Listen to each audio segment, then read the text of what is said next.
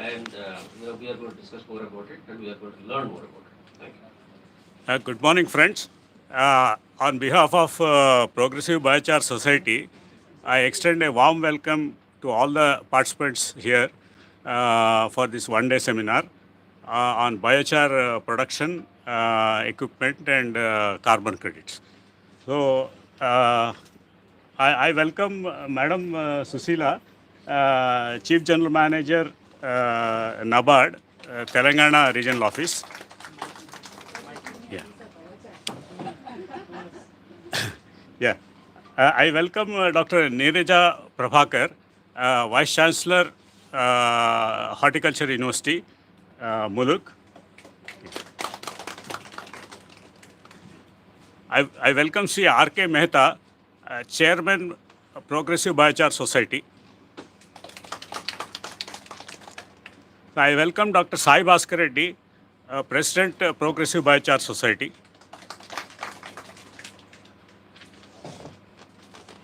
I welcome Sri S.K. Gupta, Secretary, Progressive Biochar Society. Yeah. So we'll start the proceedings.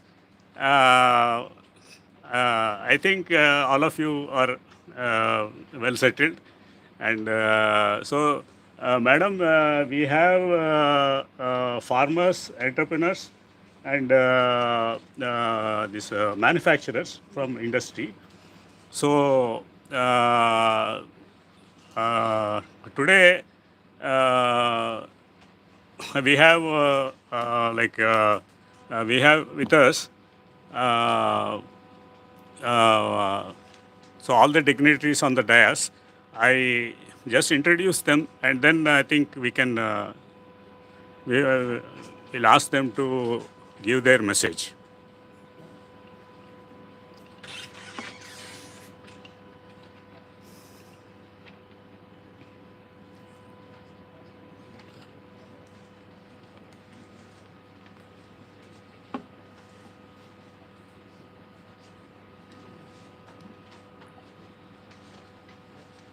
So at the outset, I introduce Shri R.K. Mehta, Chairman of Progressive Biochar Society. Shri Mehta ji is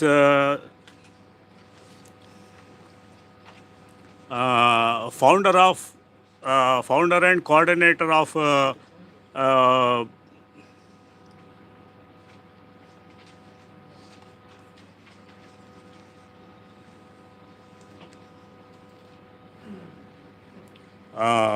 Bharat Biochar, and he is also a chairman of Rainbow Bamboo Academy.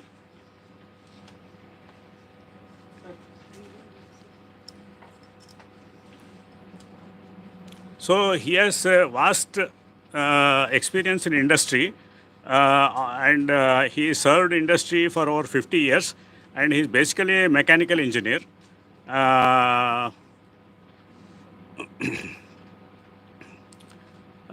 So he has been with the Progressive Biochar Society since its inception. Now I request Shri Mehta ji to introduce us to this Progressive Biochar Society. Thank you. Thank you, sir.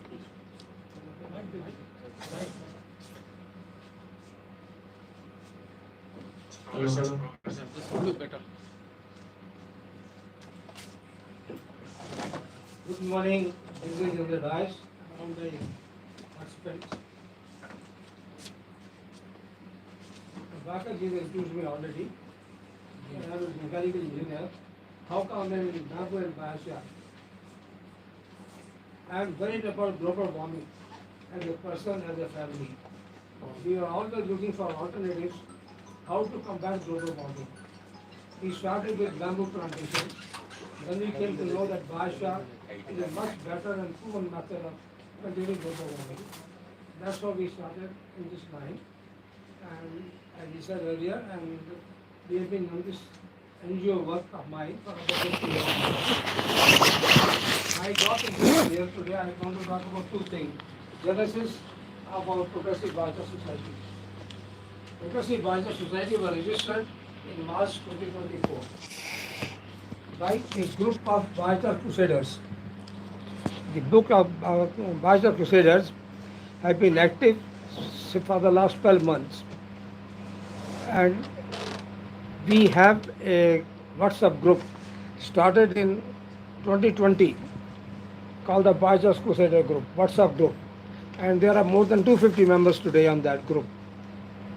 And Biochar Crusaders, like I call myself, I want to hang a board in my house also that I am a Biochar Crusader, and convince my wife that we do everything possible to sustain the atmosphere and cool the atmosphere. So this is important part, that the Biochar Crusader group were able to start a chapter, a society at Hyderabad. Today we have many friends from Kolhapur have come over. We have friends come from other cities also. And we are requesting them to take the message and popularize Biochar in their respective regions by starting Biochar clubs or Biochar societies. In Andhra, in Telangana, our aim is that every district there should be a center for Biochar center. And with the help of NABARD and with the help of Agriculture University and Horticulture University, we hope to achieve the target.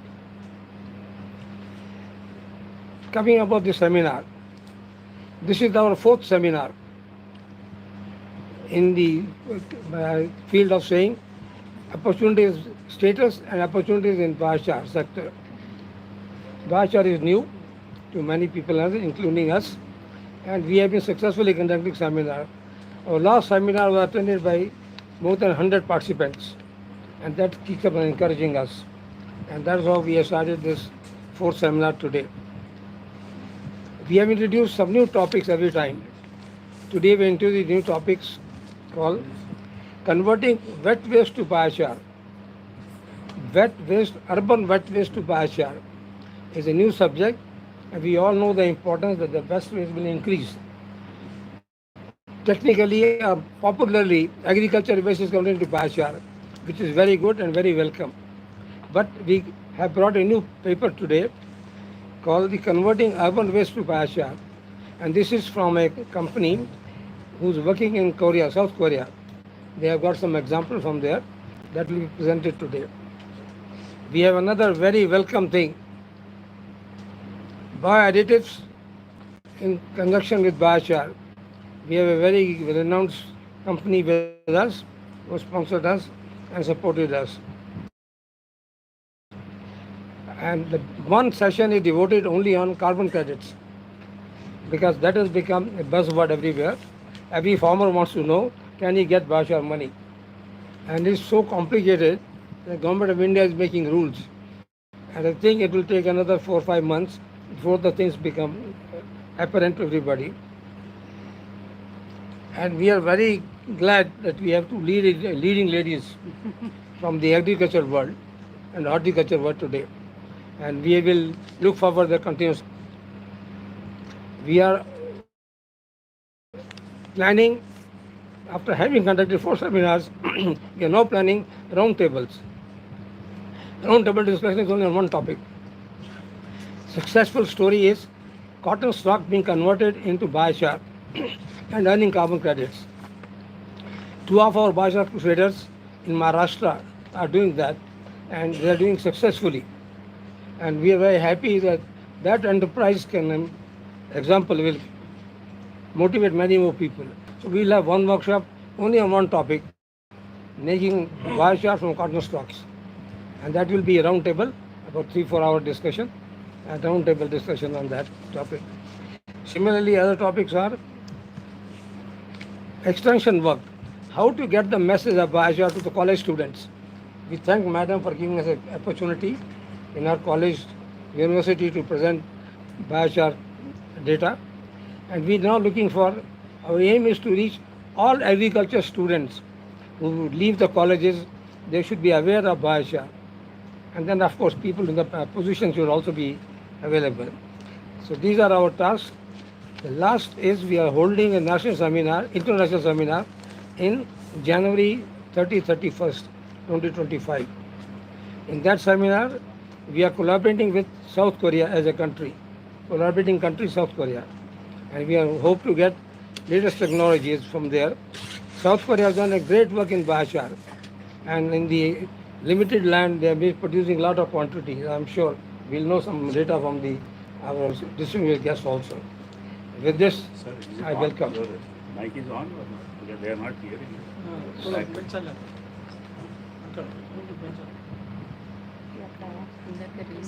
Hello, can you hear me? I don't think even your mic was on when you were speaking. Yeah, that time it was not on. This is called the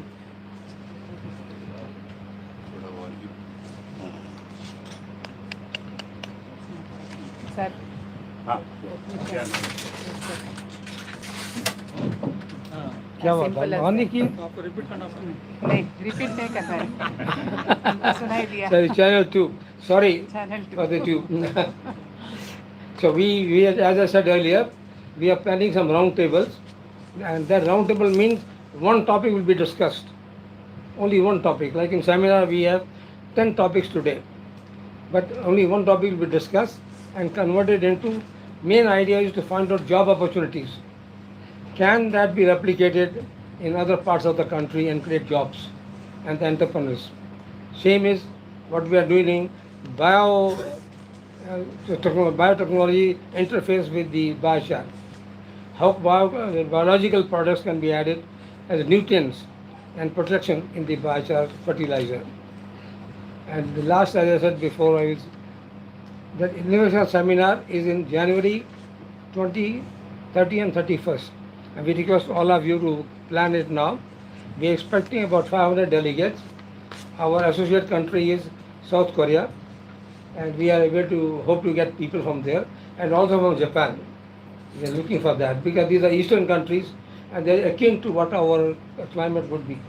That is how we have gone, avoiding the other IBPI, International Biochar and other countries.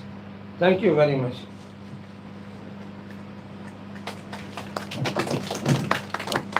Thank you, sir, for your. Hello. You want to speak? Thank you, sir. Yeah. Thank you, sir. Mehtaji, for your nice introduction about the Progressive Biochar Society, its genesis, and the plans of the Progressive Biochar Society in spreading awareness about biochar.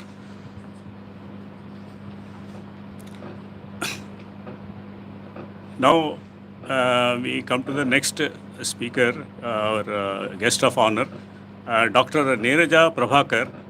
She earned a doctoral degree in horticulture from College of Agriculture, Rajendra Nagar, Angrao University in the year 1998.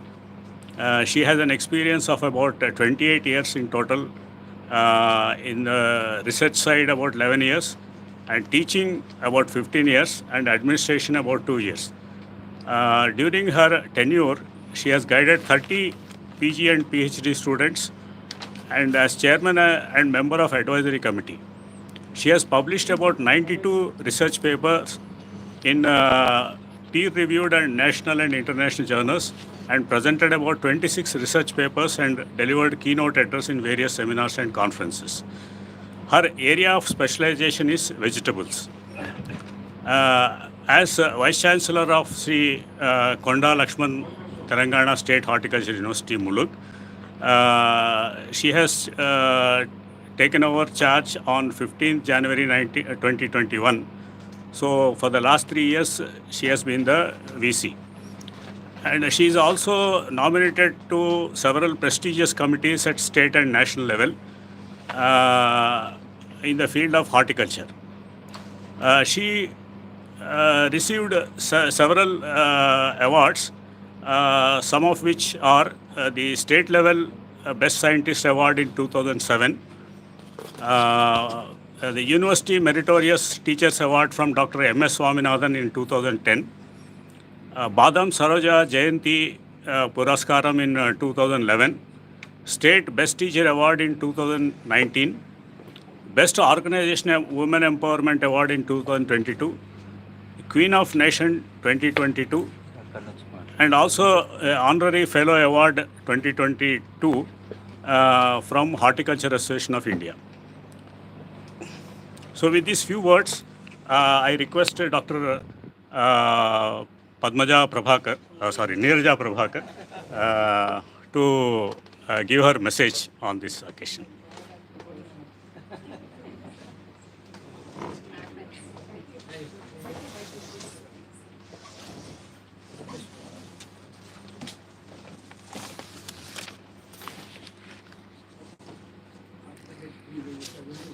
Sabhaku Namaskaram.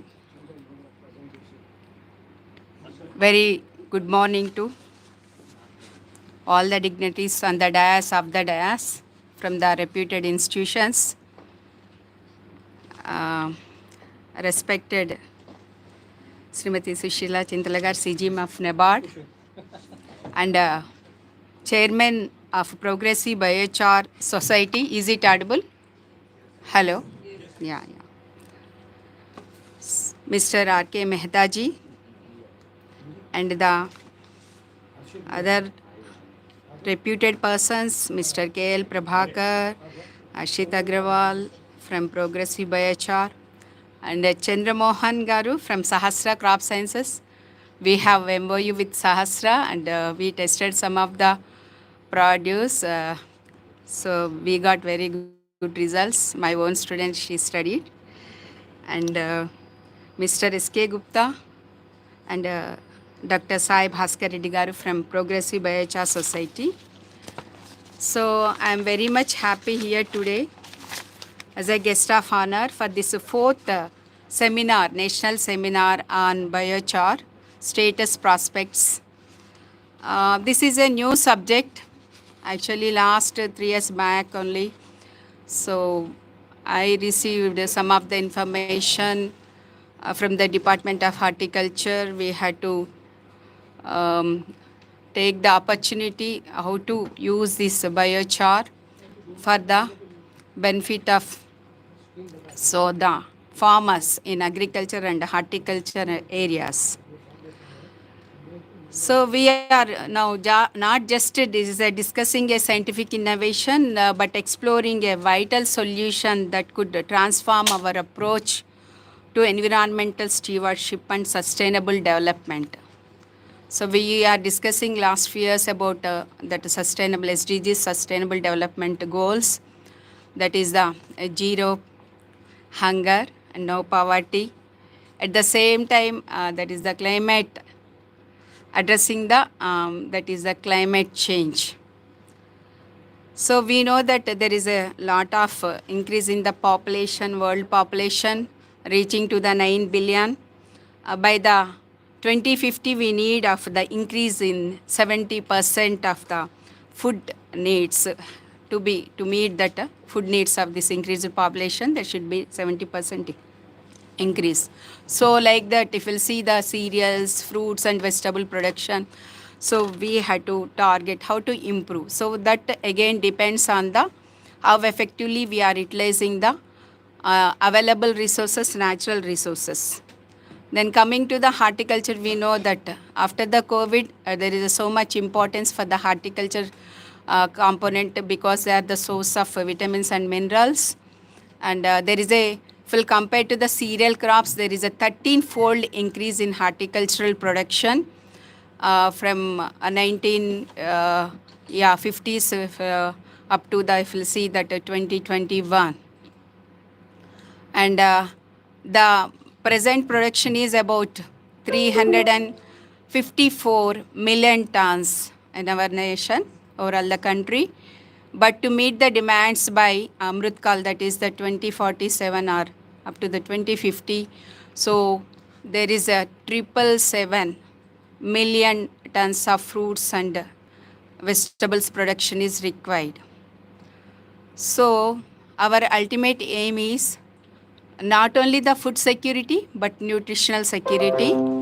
So how we can improve these things? So that is depends on the how effectively we are utilizing the natural resources by maintaining the soil health, environmental health. So where this comes the biochar.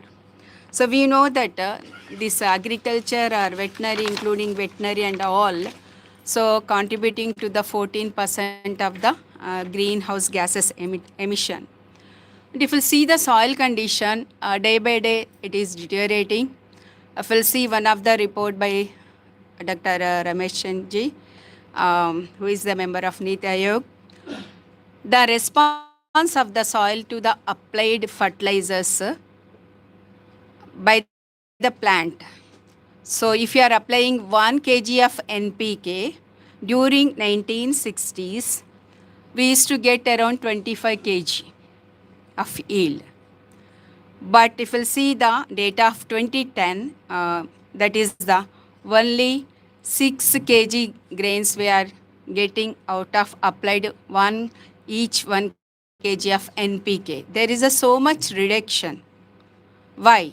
Because there is a loss of living organisms in the soil and more pollution because of the indiscriminate use of the high quantity of fertilizers and pesticides. So here we had to now, to avoid all these negative effects, we had to focus on the natural farming or else organic farming, and in view of the soil conservation. So here I want to quote, so 3 years back in 2022, we organized always this conference at Shanti Kanhavanam. So in that one actually first time, so everyone is always is exposed to this is the biochar preparation. So practically they have explained and shown. Then so we addressed that issue, and so now at present, so 2 students, they have started working on this biochar. And you know very well what is a biochar. It is not simply like fine grained porous substances, but it also contain that oxygen and hydrogen. So how it is going to improve? Anyone is aware of that one in olden days, how that our this charcoal is used, to remove the offensive smell. So from the rooms or in the cupboards, so by placing the pieces of charcoal, do you remember? So even still that is existing, even placing them in a fridge also to absorb all that different smell, these things. So that is the basic, so that is, but what is that is missing by the that common sense or else even that scientific approach among the scientific faculty and even that awareness among the students we had to create. So it is the responsibility of all, like from common person, students, faculty, then the policy makers, where we had to involve. So here, so if you'll see, coming to the, so what are the different areas we can see is the soil health and agriculture. So in this one, I want to quote one of the research study that is conducted by, that is a combination study that is conducted on the corn stover biochar, that is a preparation by the microwave assisted, that pyrolysis condition. It's a very interesting article. So this was conducted at Joint Center for Aerospace and Technology Innovation, that is the JCATI, and the National Institute of Food and Agriculture of United States and Department of Agriculture, that is the USDA, and Chinese Scholarship Council. So this is a very interesting study, that is actually this biochar surface functionality was controlled by the pyrolysis conditions. 3, one is the temperature, then time. These 2 are important, and apart from that soil part, that biochar particle size also. So out of their studies, what they told, the best is the pyrolysis that is taken up at 600 degrees centigrade. So which will have highest surface area of 45 square meters for 1 gram of biochar. And there is no influence, that is no significant influence of the biochar size particle, that is that may be 0.5 or 1 or 2 or 3 mm. So that is the one thing. So with this we had to work out the what is the best method to get the best quality biochar for uses related to the agriculture field. That is the, so one my suggestion, so who are already there. So I am actually, just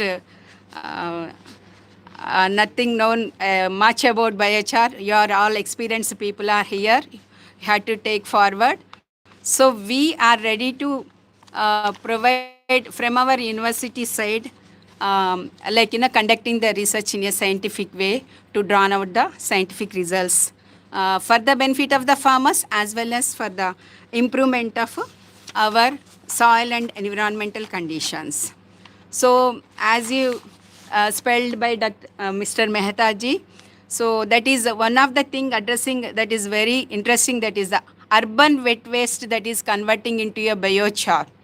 So it is two-way benefit, win-win. So you are reducing that urban waste as well as converting into a useful product. So that's a really encouraging. And of course, adding some bio additives to this biochar, we can improve its efficiency, especially in case of improving the soil condition, soil microbiota. That is very, very important. And the one more thing is, everyone is asking about carbon credits. So how to, here I want to tell, you have more opportunity in case of the horticulture crops when compared to the other agricultural crops, because you will get more production of biomass per unit area. Just now I discussed with the Bhaskar Reddy garu. That is you will get good quality, that wood that is congenial, that is for the preparation of good quality biochar. And because of the prunings of the trees components and even the forestry tree components, you will get more of dead wood. Previously it was used to be just simply burning as a fuel wood by the local people, but this can be used for effective conversion into the biochar. That is the one thing. And I think here you have to approach even forestry department, I think so, where so that wastage, the dry wood wastage which can be perfectly can be utilized for this biochar preparation, sir. So there are some lagness, you cannot go for that burning of the wood within the premises of forestry. So those things has to be addressed. So in collaboration with either agriculture, horticulture university, and apart from that forestry, so we can move forward with these few words. Now, so my congratulations this society for organizing such a very useful seminar. And so it is happy to work with you in collaboration with the Horticulture University. We'll move forward, sir. So, and thank you for giving this opportunity on this day. Because though I am very much actually busy in the last minute, so I was here. Because today is working day for us. Sir, it is a not holiday for us. So in spite of that, because of the interest, I came over here. So thank you. I have a nice. So nice. Well done. Thank you, Dr. Neeraja Prabhakar.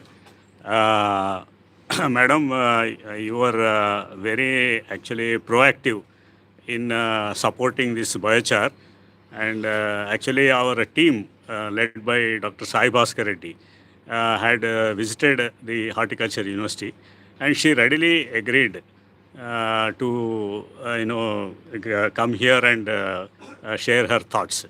And definitely the horticulture is one area where we are looking forward, because it is a tree-based farming, and these trees will remain in the field for 15 to 20 years minimum. So, and biochar is extremely useful in such certain situations. So, thank you, madam, for your wonderful words and extending your support to this biochar society. We look forward to your continuous support in this. Thank you, madam.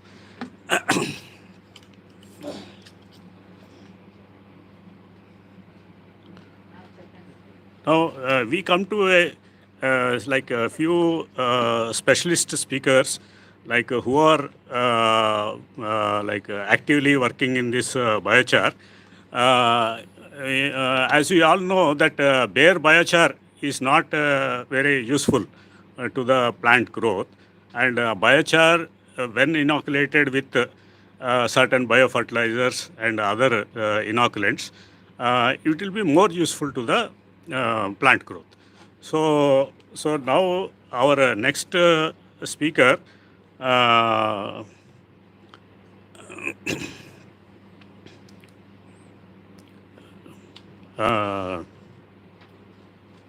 Dr. It's here.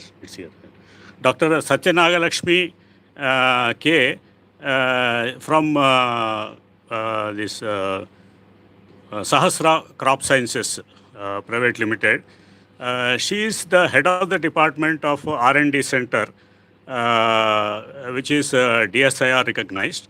And she completed her PhD from ICR National Dairy Development Research Institute and Vikram Singh Puri University, Andhra Pradesh. Dr. Satyalakshmi also published research articles in reputed journals like Bioresource Technology, Springer Nature. Also have two best cited papers in 2009 in Bioresource Technology and in 2015 Renewable Energy. Acting as a Bentham Science Ambassador for India, as a reviewer for different journals, she also awarded with young scientist best oral and poster presentation in various conferences. So at Sahasra Crop Sciences Private Limited, Sahasra microbe cultural collection with 3,000 plus microbial stains were isolated, which is India's second largest microbial cultural collection. So major milestones such as global third isolate and India's first streptomyces, and she is mainly working on secondary metabolized based products such as biostimulants and biopesticides. Now I request Dr. Satyanagalakshmi to carry with her presentation. Thank you. You can. You will use that. You will have to go down.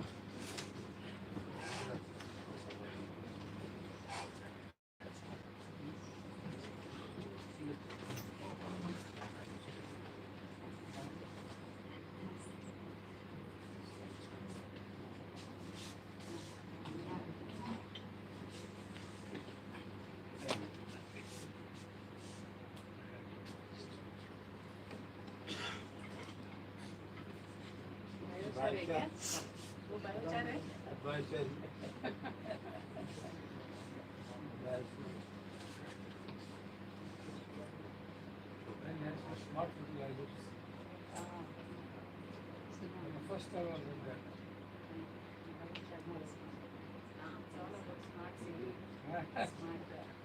Yes.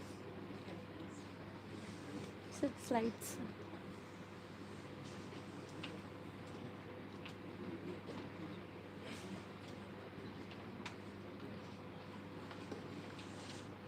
First slide.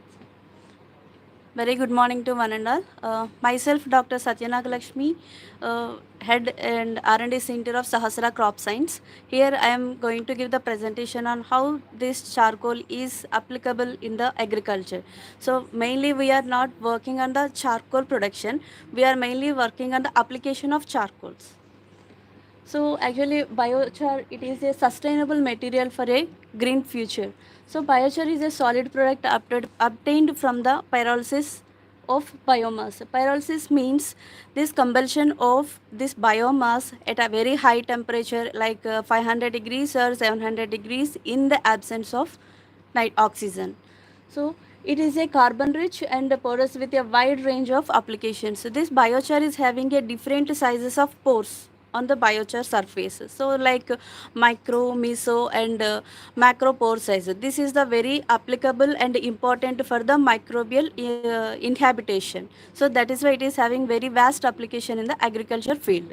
So it is also helpful in the soil improvement, remediation and pollution control, and it also takes the most important role for the pollution controlling and all the things.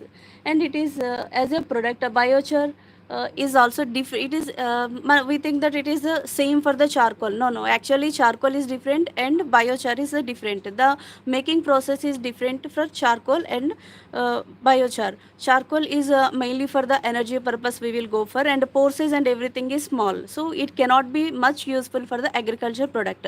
As compared to the biochar, it is having the pore size and it is having the water retention capacities, so it is very useful for the agriculture purpose applications. And biochar is produced at high process temperature. The chemical structure of biomass changes and the content of the hydrogen, nitrogen and oxygen in biochar is significantly decreased in relation to the carbon. So this charcoal is having rich carbon and comparatively nitrogen, phosphorus and other minerals. And mainly the important thing is this biochar is a non-phytotoxic. So this is the just pictorial representation how this biochar is applicable. So this is a plant, it enhances the plant growth and development, and it acts as a potent fertilizer. It can control the plant disease. There is a research papers, number of research papers that different types of woods used for the charcoal then control the fungal disease in the field. So there is a lots of papers for that, and it improves improvement of environment and waste management and like water treatment. So for example, if you see the candles, sometimes these few candles they are made up of this charcoal also. And this pesticide removal process and soil amendment, this is the main application. It, it is also very important in like plant growth enhancement. Okay, how this biochar is applicable in the soil. So this is if you see this one, amended soil with biochar, and that next one is the soil without any amendment, means it is a degraded soil at present in the field. So biochar addition to the soil, it improves the soil properties and it improves the microbial population and it enhances the yield and better growth and improves the plant health as compared to the this normal soil without any charcoal. So how this biochar is useful for the soil amendment. So this in the soil amendment, it increases the soil carbon. So when we are applying the charcoal as a fertilizer along with our fertilizer, it increases the soil carbon and soil, it maintains the soil conditioning and it maintains the water retention. This biochar is having the different pore size, so when we apply in the field, it retains the water. So and it is increases the productivity and it decreases the carbon dioxide emission and helps in the greenhouse gas emission, and also decreases the nutrient leaching. So next slide. So biochar can be acted as a compost, has to be mixed with the compost, otherwise it cannot be used.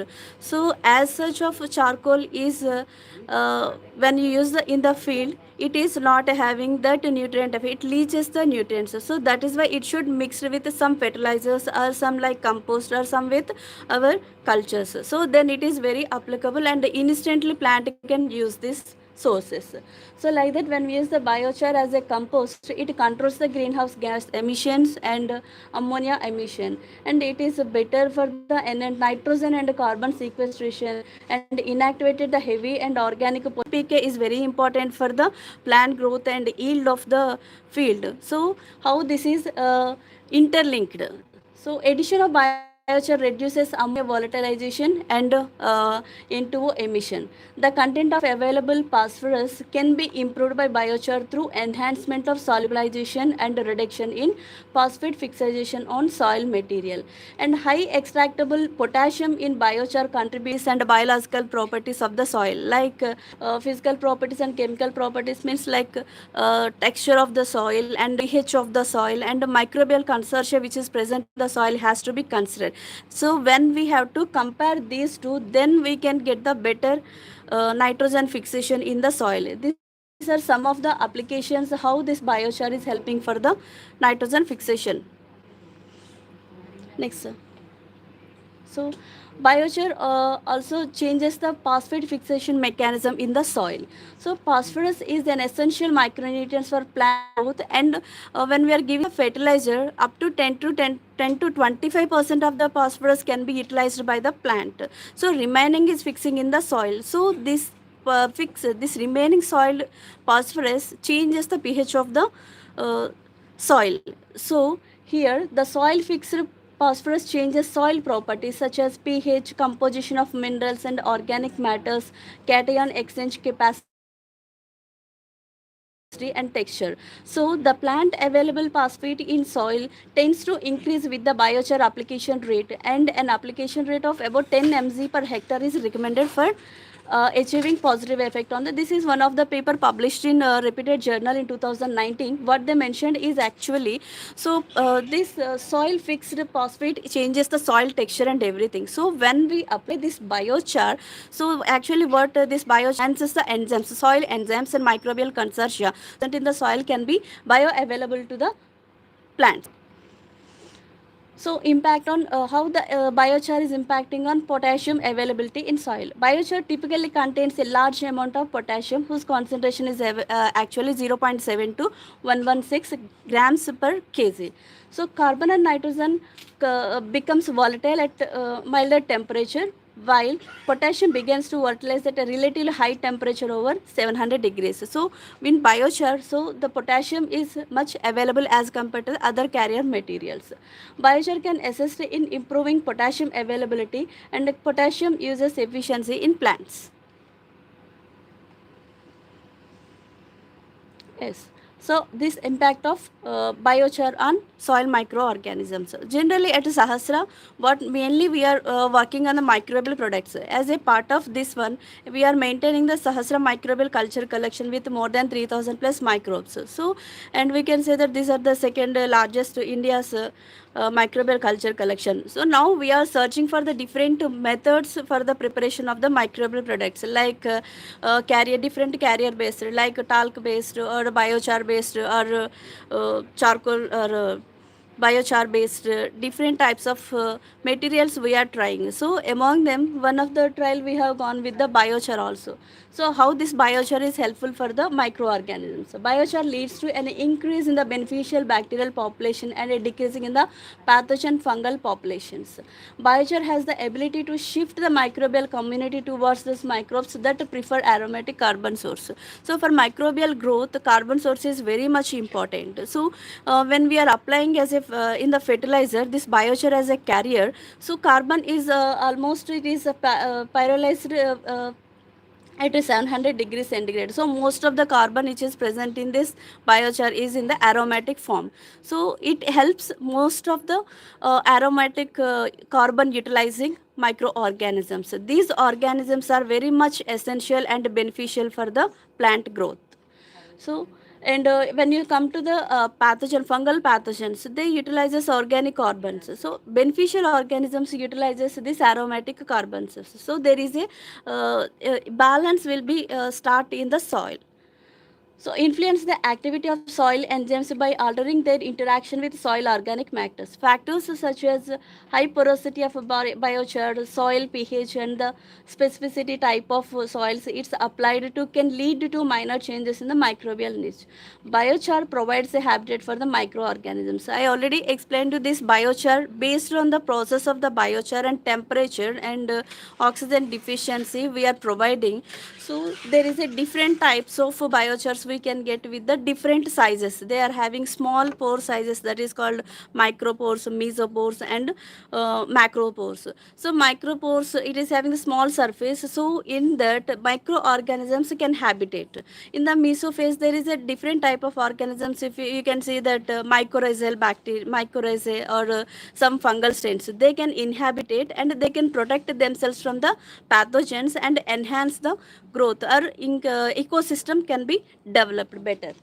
So when biochar is applied, it enhances root growth and microbial development, leading to increased microbial production, more efficient nutrient cycling, and enhances enzymatic activity. So along with why these organisms, some are the good or some are the bad for the plant, because their enzymatic secretions, few microorganisms few microorganisms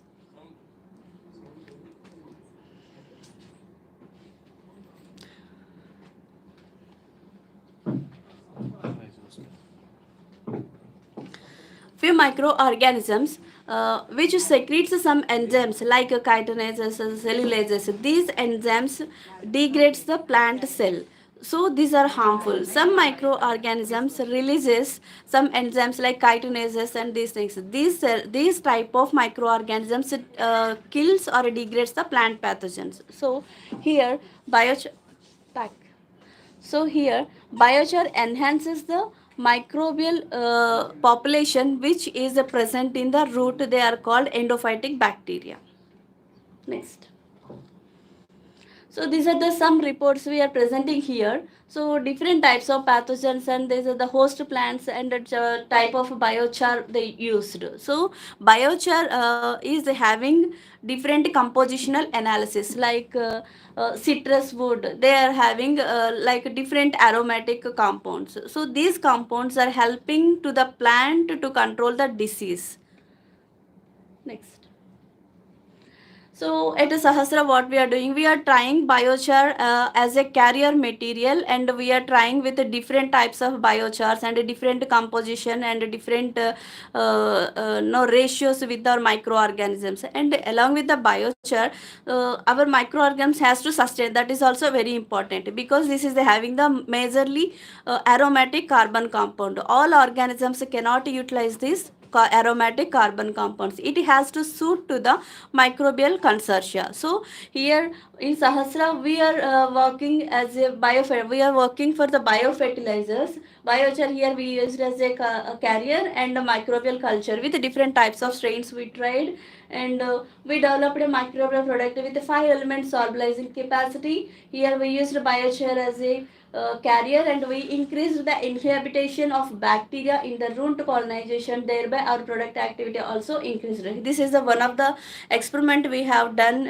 using this groundnut. Next. So and we are working for the biostimulants also. Here also we used biochar as a carrier, but in this production we used fungal strains, fungal spores as the our main microorganisms. So we developed a microbial product with a plant growth stimulant capacity. Biochar here we used as a carrier material, and it helps the increase the viability of the cell. So here when we are applying as a spores, so the viability of the cell increased, and the spore germination when we applied in the field, the germination process is very difficult for the fungus, because the soil type and the chemicals or degraded soil also influences the spore germination. When we are going with the biochar as a carrier, spore germination we observed as a better. So we tried here with this experiment tomato and chili. Yes, so thank you. Very good.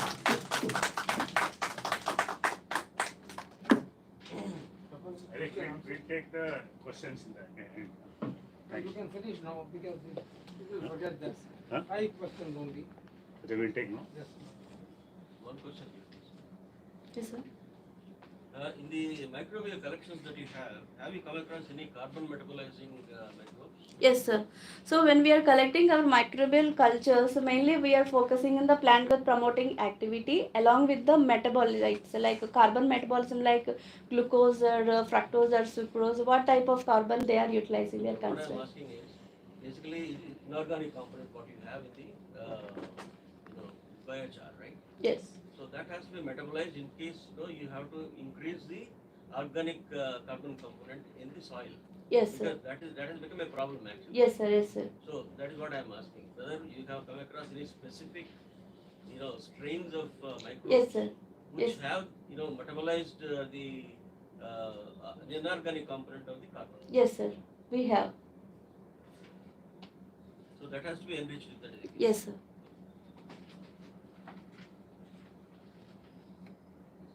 Can you speak a little What is the bit more recorded about growth you have? Sir. With the biochar thing, have you recorded any growth?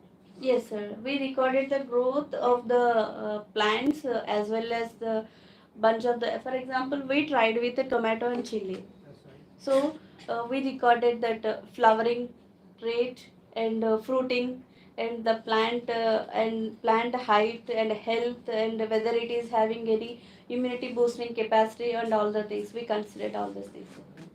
Then we quantify for the customer. Yes, How much sir. is the 20% increase, 30% increase? So it is 25 to 30% we increased. Actually, in the tomato, when we tried at field trials, instead of 3 crops as compared to the control, we have taken 5 crops. Yes, sir. And the culture we used here is of having the biostimulant activity. So we have gone for some molecular identification of the organism and whole genome identification also we have completed, and we identified around 22 secondary metabolites which are helpful for the plant growth. Madam, Sir, are you trying with biochar BAM, Bacillus or Bacillus microorganism? no sir, Not yet tried. not it. So you try it, that is very useful for the vegetable crops. Okay, sir. Okay, sir. Is the biochar a good carrier for trichoderma and pseudomonas? Yes, sir. It is. Yes, because the trichoderma, these are the fungal spores, so they are compared to the bacteria, they are good in big in size.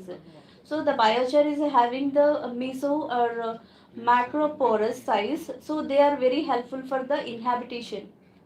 So that is why for fungal strains, biochar can be used as the best carrier. Specifically, is it better than the conventional carriers used here?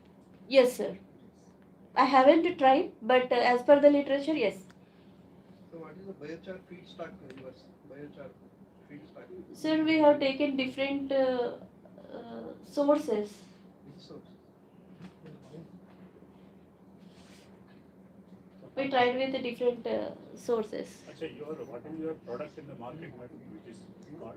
Sir, actually it is not in the market. Still we are completed our trials. So in this next season we are going to come up with that. Okay, thank you, sir. Thank you once again.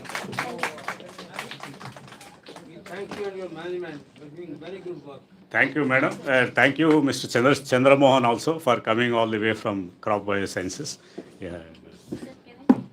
Yeah. Please. I'm very thankful to Chandramohan sir.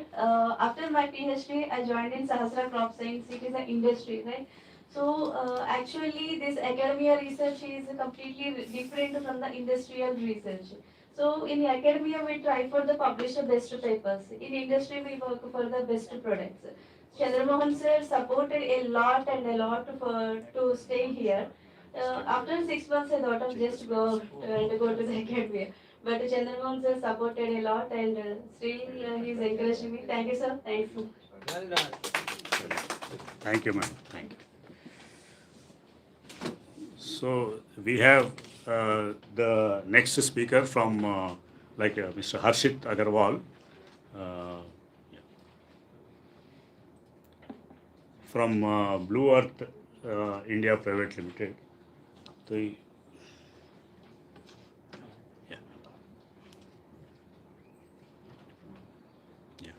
Now I request Harshit to carry. Yeah, you can introduce him and then. Yes, Yeah. sure. Hello, everyone. Very good morning. Good morning. How are you, Mehtaji? Till the time we get PPT on board, I'll just quickly start. I'm Harshit. I'm from Blue Earth Environment, founder of Blue Earth. We do a lot of. Is this? Okay. We are solely into sustainable business, into carbon credits, all sorts of carbon credits, ranging from nature-based, renewable electric vehicle, and we have recently expanded into biochar services as well. Biochar, biochar. How did we come to biochar is something which I'll touch base. It's a very very interesting story how we came and what we learned, and now how we are changing the direction of how we started a journey of biochar.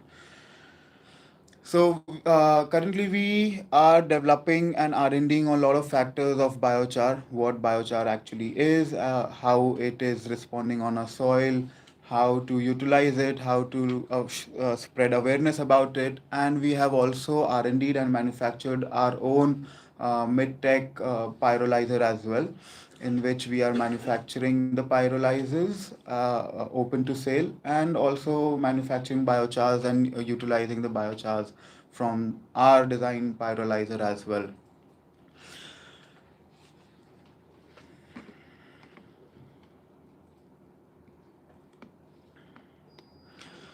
So as I begin, thank you everyone and Progressive Biochar Society for inviting us here for this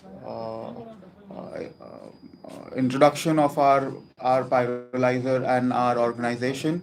Reddy ji, Mehta ji, thank you so much. Very honored. I'm going to talk about biochar production and advancement in the technology of biochar, how biochar has been advancing globally. As we all, I assume, know, and if you don't, biochar is over 5,000 years old of a product. And the discussion we all are having today is about, the oldest new thing we all have never heard about. So that is the uniqueness of biochar. It has been there for ages. Anyone who is new to biochar here, I would just want to interact a little bit, who has just heard the word biochar. Can you just share some insight, like how did you come to know about biochar and what do you know about biochar? Is it just carbon credit or you know more than that? I came to know through Mr. S.K. Gupta ji.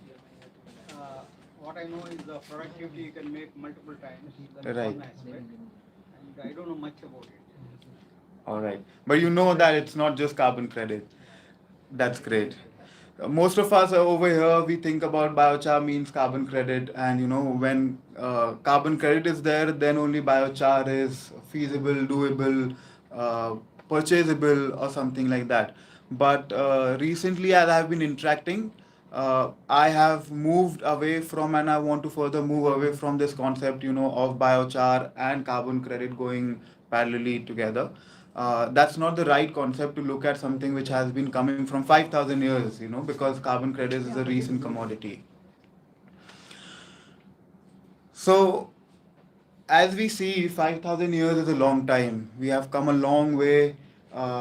We, as the Indian community, the Asian community, maybe or is not that well aware about what biochar is and what their proof of concept is. If one thing as a point, if any input or any fact comes from me that may be not correct, because we all are learning here, please anyone can point up and let me know that that is something which you may vary from. I'm open to such points. So one of the basics of biochar is biochar. Amazon forest, I think, is based off biochar as a forest. It is a man-made forest, which was Amazon land was not fertile enough, but the tribes and the community living in the Amazon forest developed biochars, used biochar on their lands, and today where Amazon forest stands as the lungs of earth, it is where Amazon forest is. I think it's just because of biochar and its use in biochar.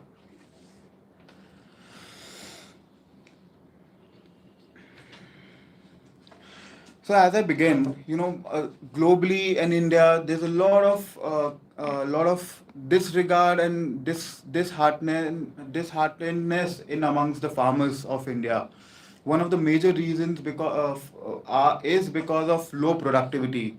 There's a report from couple of institutes, media houses, that 68% of farmers are willing to leave farming just because of low productivity, thus generating low profit and so on and so forth. As the generation grow, community grows, we want something more advanced, more lucrative, more something to stick by. So the newer generation, which is equaling about 68% as per the Mint media, is the percentage of farmers willing to leave agriculture just because of low productivity. So that is, something which I see biochar as one of the most low-hanging fruit, which can, again thrive the interest of people amongst us, the farmers amongst us, in order to increase the yield, increase the profitability, and use much more natural products in order to grow what we are eating and consuming today.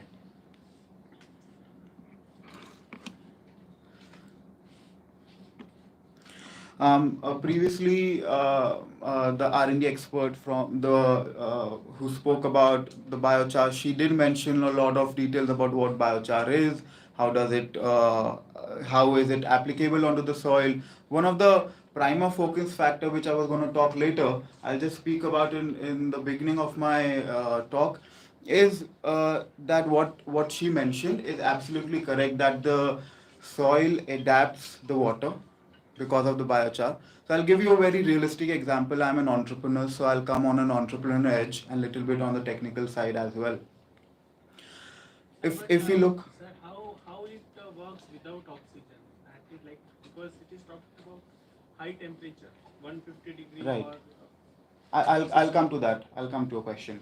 So just continuing on where she left, and what point I had to share with you, all of you, is that if you look at biochar in a microscope in a lab, how do we look at blood samples? How do we add red blood cells? We all have seen the round circular molecules which we look on the papers and all. Even biochar has similar looking characteristics when you look at it in the lab in a microscope. The space between each cells which is there inside a microscope, when you look at it, that is the most important criteria which biochar holds in it. That is the aspect which creates biochar a product which holds the water, which helps a soil hold the water in the time when the soil requires the water the most. It helps soil retention when there is flood, there is high water holding on the land. The soil does not deplete. That is the major important criteria.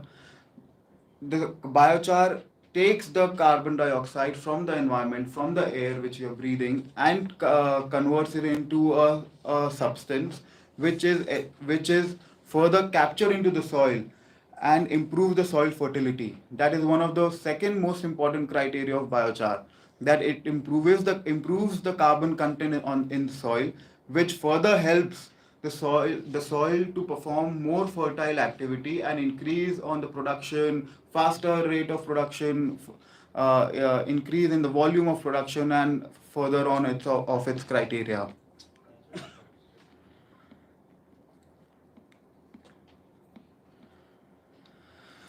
So coming down to our technology, the researched R&D technology which we have developed.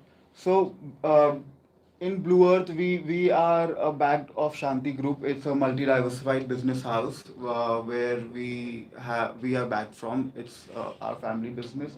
Blue Earth is a venture in which we have developed and are continuing R&D in biochar industry. We focus on carbon footprint, renewable energy. We can go to the next slide, please. Biochar production process. So one of the very important factor which we realized during the R&D process is we went around the globe to see what people are and how people are manufacturing biochar from mid-tech, low-tech, and high-tech machines. There are two type of basic biochar production process. One is batch based and the second is continuous process. As we talk about 5,000 years of journey, people use low-tech Kentucky biochar manufacturing process. I assume if any farmers are here, maybe they might also be currently using that process in their farms currently. That is one of the very basic and standard biochar manufacturing process. As we grow with time, we require better quality of biochar. We want to know what biochar we are manufacturing, what are the chemical properties of this, and we want a more structured and mannered process so that we can grow and improve on what we are using as a product on our soil. So that is why there is batch and continuous process in a structured metal body biochar manufacturing process. In a continuous process, it's a 360, 24 hours, 24/7 process where you have a belt which is continuously providing raw material to your burner, which is doing the pyrolysis process and manufacturing the biochar. The batch is scheduled hours. It takes it. You can schedule your hours as per how much you want to produce biochar and when you want to produce a biochar. It's a much more feasible and cheaper concept compared to a continuous process biochar. This is our biochar master part. Our biochar machine is called Biochar Master. This is one of the image which you can see of our biochar machine. It has wet scrubber system, burner for syngas, combustion pyrolysis chamber, trolley, and stand. I'll come to the specifics in the coming slides. So this is one of the Biochar Master's flowchart. We all know how biochar is manufactured, what are the raw materials. I'll come to the important factors which needs to be discussed upon here. Any kind of raw material which you use for biochar manufacturing, one of the basics biochar raw materials are paddy straw, bamboo, coconut shells, rice husk, wood chips, wood logs, and something similar more to that. We haven't explored municipal waste yet, so I would be very interested to hear that out. So as we bring in this raw material into the combustion chamber, this combustion chamber is where you produce the heat for the pyrolysis process to begin. And there is another chamber where you put in all your raw material which is supposed to be converted into biochar. That is the biomass which we all are speaking about. So once all the raw materials are put into the combustion chamber and the reactor, the combustion chamber is burned with the biomass. That depends how efficient your combustion chambers are. Currently, we have decreased our fuel consumption for the combustion chamber to about 15 to 20% for burning this, for the combustion process to happen. Once the combustion process has begun, it converts the biochar through a process called pyrolysis process. So the question which you were asking me, that how the pyrolysis process does take place. So the concept of pyrolysis process is in absence of oxygen. There needs to be zero presence of oxygen in the chambers where the combustion is happening. This pyrolysis happens in a temperature of about 800 to 900 degrees of temperature, where this biomass is being provided with such intense heat without the absence of oxygen, which further converts this biomass into a complete carbon called biochar. Sir, fundamental says that combustion cannot take place without oxygen. So, like we are saying that we are saving the oxygen part. Sir, can Right. I remain the question at the end? Yes. We will So, question correct. I'll come to maybe during this explanation your questions might be answered. So there is one of the important factors when biochar is manufactured called H2C ratio. That is hydrogen to carbon ratio. When a biochar is manufactured, we have to all be aware that what is our H2C ratio. So H2C ratio is basically how much water droplets or water presence or oxygen presence has been there in your chamber, which results to the H2C ratio. Any biochar which is above 0.7 H2C ratio is to be a not very well combusted biochar. Any biochar which we are using on any kind of our soil or for any other purpose is to be determined to be lower than 0.7 of an H2C ratio. So, 1 second, can you go back? So once the reactor is there, biochar is formed, there are different more raw material outputs which we generate during the process of our biochar manufacturing. One is biochar itself. The second is vinegar, which comes from any kind of raw material.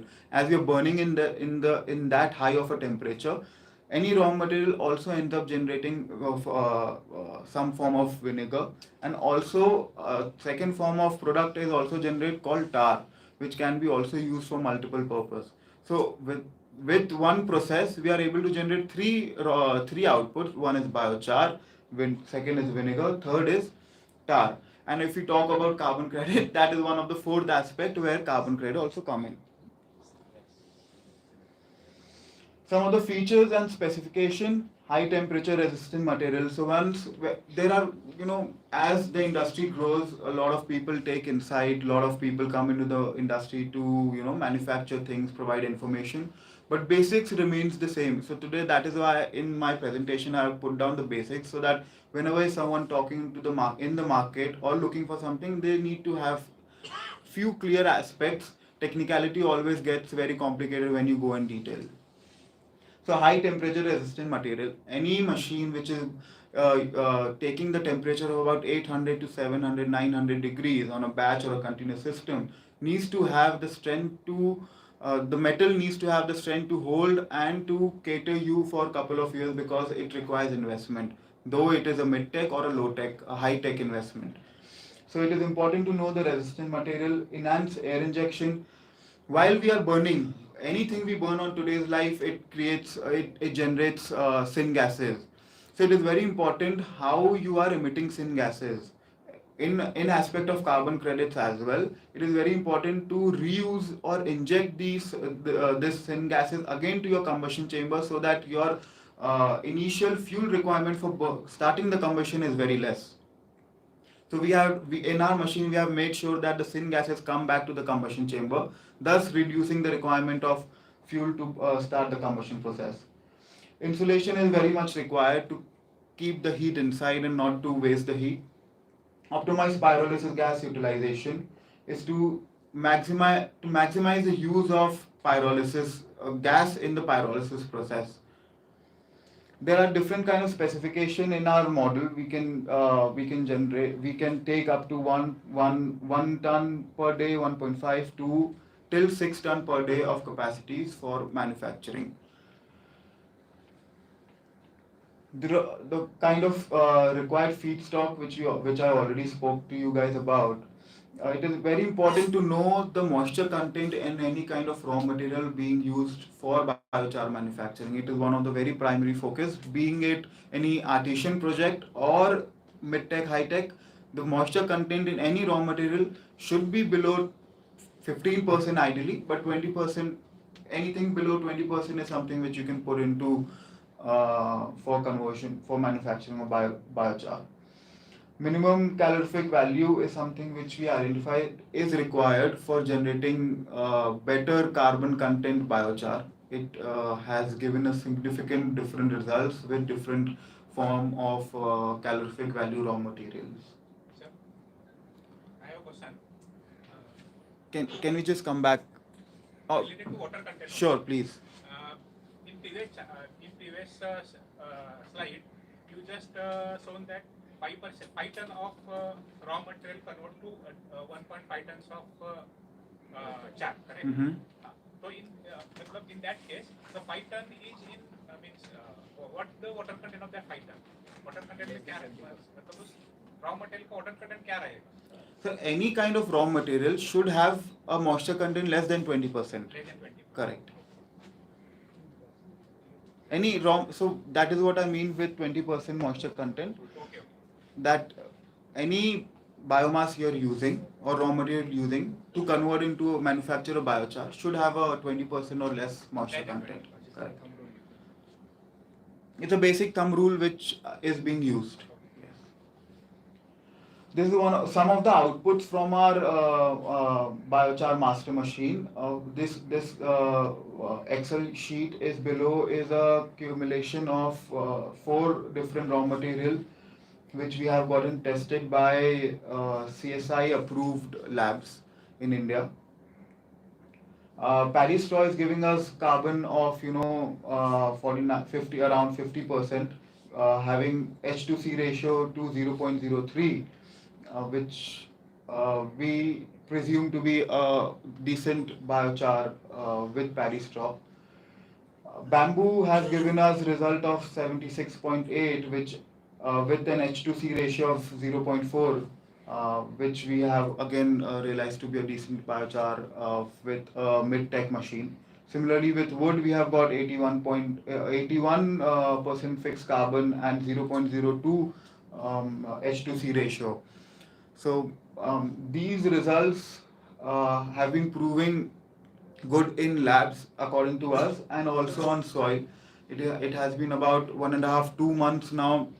We have been using these biochar on soil and reporting the results, identifying the results of how different it is making, and there are significant difference in the results of land outputs which they were giving before our biochar and after using our manufactured biochar. Basic biochar benefits are very common these days. We all have attended a lot of conferences for biochar. Thumb rules of biochar remain the same globally about carbon sequestration, economic viability, environmental protection, sustainable agriculture. One of the very crucial fundamental today which all of us are facing hurdle in order to solve is economic viability. Economic viability comes where any investment goes in. So all of us need to cater that problem as a fruitful solution. One of the best identical solutions to cater economic viability at today's time is to identify the source of raw material which needs to be converted into biochar and generate those biochar in a limited or premised distance, which keeps your cost aspects at the minimal. So, for example, if you are procuring a raw material from let's say 100-200 kilometers away, that is definitely not going to create any viability unless you want to use it for your own purpose or there is some other economical benefit behind that. If you are looking at commercial aspect, the source of raw material needs to be within 50 to 80 kilometers of distance in order to create decent economical viability, because transportation adds up to a very difficult cost which cannot be reduced. Environmental protection, yes, biochar is playing a very definitive role, especially in the West, for environmental protection. There are a lot of high-tech instruments which are generating biochar and being used on soil as a very good output ratio, which are also sometimes result more than 30% of yield on soil.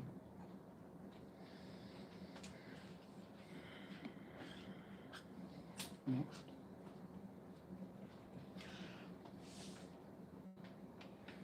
Biochar do have a lot of application more than just soil amendment.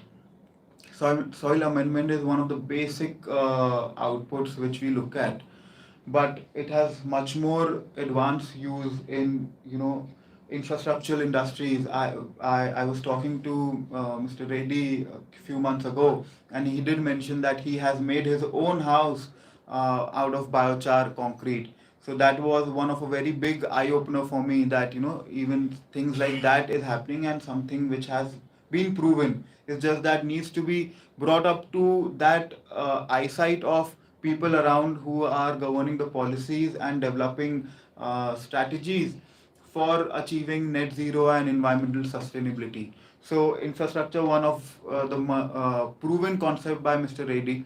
His own house in which he is living is made of concrete biochar.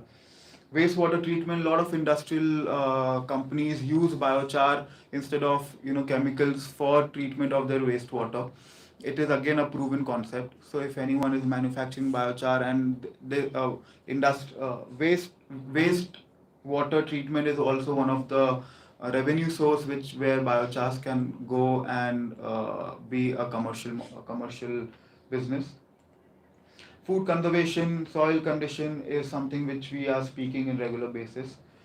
Textile industry is also one of the primary focus sector for biochar, where nowadays textile industries with government limitations on their chemicals being used is imposing a lot of rules and restrictions where they are exploring biochar. So that is also becoming another commercial viable options to sell your biochars on. Medicine, it's a very critical aspect, but yes, there are scopes there. Research is ongoing. Nothing such I have come across, but there are reports which says that biochar can be used for medical and medical purposes as well. Something like body lotion, body cream, body soaps, etc. Yeah. Revenue streams. I spoke about this during the explanation of the entire combustion process. 4 types of revenue streams. Initially, which generates when you are manufacturing biochar from our machine, a biochar master. It's a mid-tech machine, and all three commodities are being generated. Carbon credit is also certified from biochar master to be generated.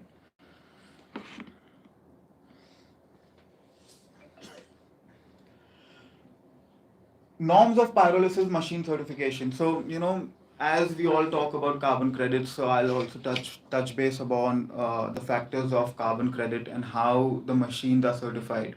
So it's not that easy that today, if I want carbon credit from my machine or for my biochar, I can just go and generate and apply for carbon credit from any kind of biochar. There needs to be a process.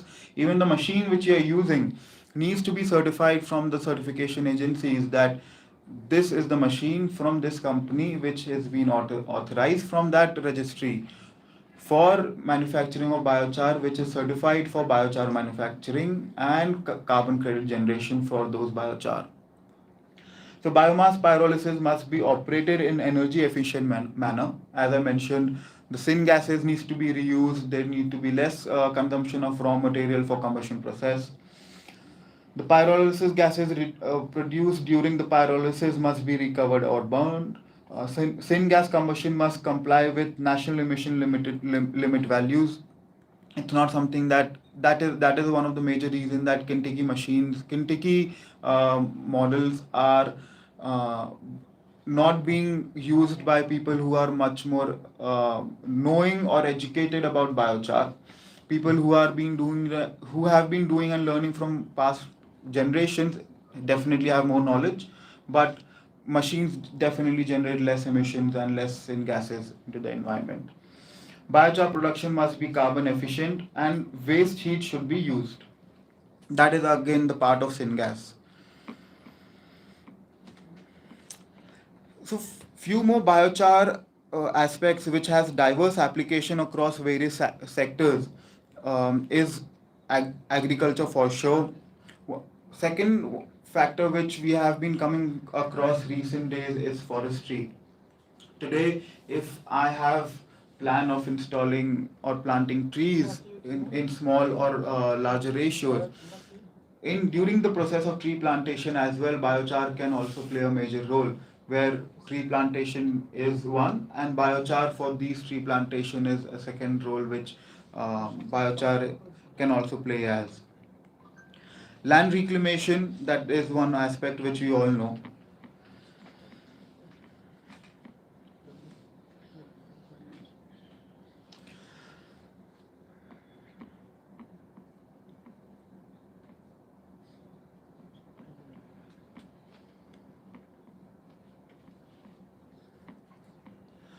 Now, once we have manufactured biochar from any sort of machine or from biochar master, it is very important how we use this biochar on the soil or on or on any other industrial aspect which we intend to use. Any machine, any good machine can also can manufacture good biochar, but cannot give you fruitful results which you're expecting without knowing technicalities of how to use it, what kind of soil type it is, what amount of biochar to apply onto the soil. So it is very important to know what is the soil condition or water condition or whatever the purpose the biochar is being used for, in order to identify and optimize the best value of the biochar being used on the soil. So with this, I'll end my talk. Thank you so much. Open to any questions. We'll take it at the end, sir. Sure. What is the economic viability? What is the cost factor, income and Sorry? economic viability? What is the how much it costs, the machine costs, and what is the yield Cost that it benefit, comes? Yes. Can you take, there is one figure, 1 ton per day Harshit, you can capacity, sit. what is the cost? Sure. Cost of your machine? So the cost actually varies. The cost actually varies from size of machine and capacity which one individual is looking for. We all know the thumb rule of biochar is the ratio of biochar is like 30% of output what the raw material is going in. So on that basis, if about 5 tons of raw material is being used as manufacturing of biochar, somewhere about 1.5 to 2 tons of biochar is manufactured from that process. What is the cost of the machine? The cost of machine, thumb rule, if we go for 5 tons of machine, it comes about 22 to 25 lakhs of machine for 5 ton of raw material biochar. What is the advantage of the others? Sorry? Advantage of the No, sorry? advantages. So the advantage of the machines, as was listed there, it is a batch-based process. It is a one-time injected process which generates biochar once the process has been initiated. It generates high carbon ratio biochar with lower H2C ratio, which results better results from any source of biochar being used for soil amendment. Akshansh, you want to come? Sorry? pH values of the biochar is more than 8 NP. Yes. The pH value, yes. Will that affect the increase rate in the soil? Can you please speak louder, please? pH value of pH the, values of biochar Yes. used from rice dust, paddy straw, you have mentioned more than 8.5. Correct. So we are going to activate. it's a high alkali. Yes, yes. So we are going to activate that, or we are going to regulate the pH once it is after we have got the biochar batch. We do the post processing of that. So for activating the biochar again, you need a different process for that. You're using water for scrubbing. Yes, yes, Scrubbing of the pyrolysis gases. right. So will it not have? I'm from gasification industry. I'm using these questions. The pollution control department will not give you permission or the user permission to use scrubbing of pyrolysis gas. So that scrubbing is not continuous in sense that. Water is there. So water is there and it's a fixed quantity, and we are not going to like continuously use the water. You have to help the customer to answer these questions when pollution control department raises this. Secondly, are you able to separate bio oil from water? And what is the status? No, that needs to be done after that. That is again fractional distillation. Through fractional distillation, you need to separate the tar and the bio oil separately. That is post processing again. I have a question. So we manufacture artisanal biochar. So you are saying use of bamboo as a material. Yeah. What is the species that particularly enhances the quality of the output? So we have not gone through the species, but it is the worst case scenario. We have taken the worst bamboo species which we could have done, and we have got a very good result from that. Oh, all right. And Yeah. is there any testing that you're possibly conducting to test the quality of the biochar? Yes, we are doing that. Okay. We are sending it to the labs, CSIR labs also, and CSI labs also, to getting it tested. So mostly in artisanal biochar, we are generating charcoal out of waste that is generated out of the construction process. So Yeah. see the different kind of species. It's a mix of all kinds of species. Mhm. And how do I ensure that the it's the same throughout every batch. So They'll be testing each So batch. if you're using a different species or different feedstock in one batch, then you need to segregate it first. Okay. Yeah, because there's no other way that you cannot segregate the feed. Because if feed is multiple feeds you are putting in one batch, then definitely you're going to get different results for that because the composition is different. And it is a standard process. One raw material has a standard process of its own. Once run and identified, the process is pretty much similar on continuous basis. Because different feedstocks have different temperatures for making it into converting it into biochar. So the four raw material which we spoke about is something which we have created a standard for our machine, and there is a standard step to be followed for that. Okay. Is there any species that you've used particularly? So we have identified the chemical identity of all those raw materials as well, and that is shared once being discussed. Also, thank you for your informative presentation. Here you mentioned about 25 to 35% of the feedstock goes to combustion. Right. Is the same feedstock used there or is some different? You can use a different feedstock also, same also. There's no any compulsion on that. Depending on whatever you have, you can use that. And my second question is that syngas is being recirculated. In Yes. that way, how much percentage of feedstock you can reduce? So through that, at least we are able to run 3 to 4 hours. We are getting that gas continuously. So for that duration, that amount of duration, we are able to reduce the feedstock. Yeah. So it's after 1.5 hours, it's an autothermal cycle. So the biochar coming out of it, you have any certification or any quality testing or specific to each kind of application? Yes. So you will facilitate our Third party is what we get associated with in order to facilitate about the quality of the biochar. Because that is an audit for us also. We feel happy when there's a good quality coming out. No, it's okay. It's better we get it. Now we will take, actually we have a separate session. Okay. See, we have a separate session for discussion. No, because we are already running out of time. So now actually, so thank you, Harshit. Yeah, thank you. Yeah, thank you for the nice presentation. Yeah, it's a very comprehensive presentation. Both biochar and carbon credits. Yeah, now I request Madam Sushila Mehtaji, yeah, please come to the dais.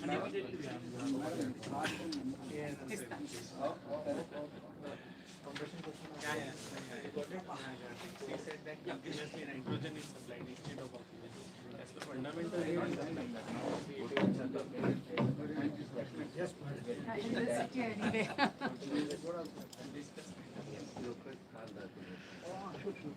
Lights వేస్తారా?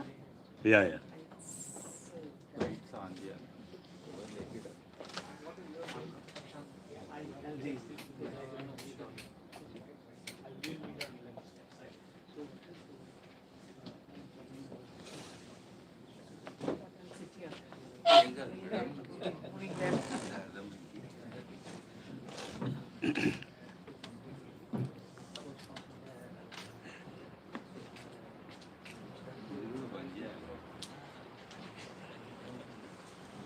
Stages is equal to what? No, they completely still not. Yeah, now it's the time for the keynote address by Madam Susila Chintala.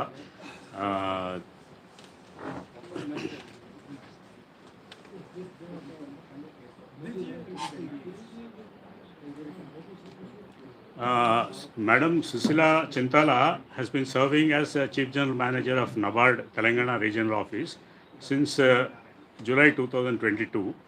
Under her guidance, the regional office has made great strides in business as well as development segments. For strengthening farm and off-farm sectors, several innovative projects are being implemented by NABARD in collaboration with field-level stakeholders in Telangana. Srimati Susila Chintala is a postgraduate in commerce and did her management course from Stern School of Business. She is also a certified associate of Indian Institute of Bankers. Prior to joining Telangana Regional Office, she served as MD and CEO of NAP Kisan Finance Limited, which is a subsidiary of NABARD and notified as NBFC.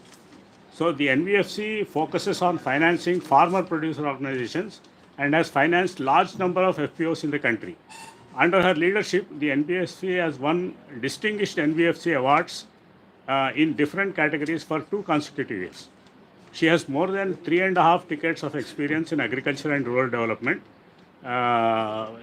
projects, credit planning, monitoring, finance, microcredit, supervision of cooperatives and RRBs. She also worked in NAPFINS, which is also a subsidiary of NABARD, which is largely into financing of self-help groups. Among the regional offices of NABARD, she worked in Kerala, Andhra Pradesh, Tamil Nadu, Karnataka, Punjab, Haryana, and Uttar Pradesh. While in Tamil Nadu, she was on the board of Tamil Nadu Women Development Corporation Limited. She has been actively associated with incubation center supported by NABARD and agri startups. Currently, she is representing NABARD on the board of 2 agri incubation centers in the state. So I request Madam Susila Chintala to give her keynote address for this seminar. This is not working? Okay. Good morning, everyone. Good morning. Respected Mehtaji, founder of Progressive Biochar Society, then Shri Sai Bhaskar Reddy garu, Shri S.K. Gupta, all from Biochar Society, then Shri K.L. Prabhakar, retired GM of NABARD is how I would address. Dr. Nirja Prabhakar, in absentia, Vice Chancellor of Horticulture University, then Dr. Chandramohan Garu of Sahasra Crop Science, and all the industrialists, the farmers, and all those who are interested in the biochar terminology and technology and the science and the art and literature of biochar. A very, what's the time now? Okay, I would continue to say a very good morning and thank you so much, Mehtaji, for having invited me. I was pleasantly surprised to have a team walk in with Mr. Prabhakar along with Mehtaji and Guptaji and the official from KVK. And biochar, someone asked who has heard about it for the first time. I wouldn't say I was hearing it for the first time, but definitely I was not dwelling into that jargon or word. I must have heard here and there. I think when I was posted in Tamil Nadu office, when I was a junior officer, I used to travel widely in Tamil Nadu districts, and Ramanathapuram was one area where a lot of charcoal was generated with the local species. One was it was generating a lot of income for the local farmers, but then there were environmental hazards was the other side of it. And then the government went forward and tried to uproot those and come up with other plantations. So that was my limited knowledge. But the team that visited my office, it was such a pleasure to interact with them, and personally I'm very, very impressed with Mehtaji. I thought today actually I was to be out of station. I called off my visit all because Mehtaji called me and he said you have to come. And after having come here and listened to a few of you, and I think the program has been scheduled very nicely, where you had presentations also before I speak, so that my knowledge also gets enhanced while I speak to you. And wonderful presentation by both the industry part of it and the research part of it.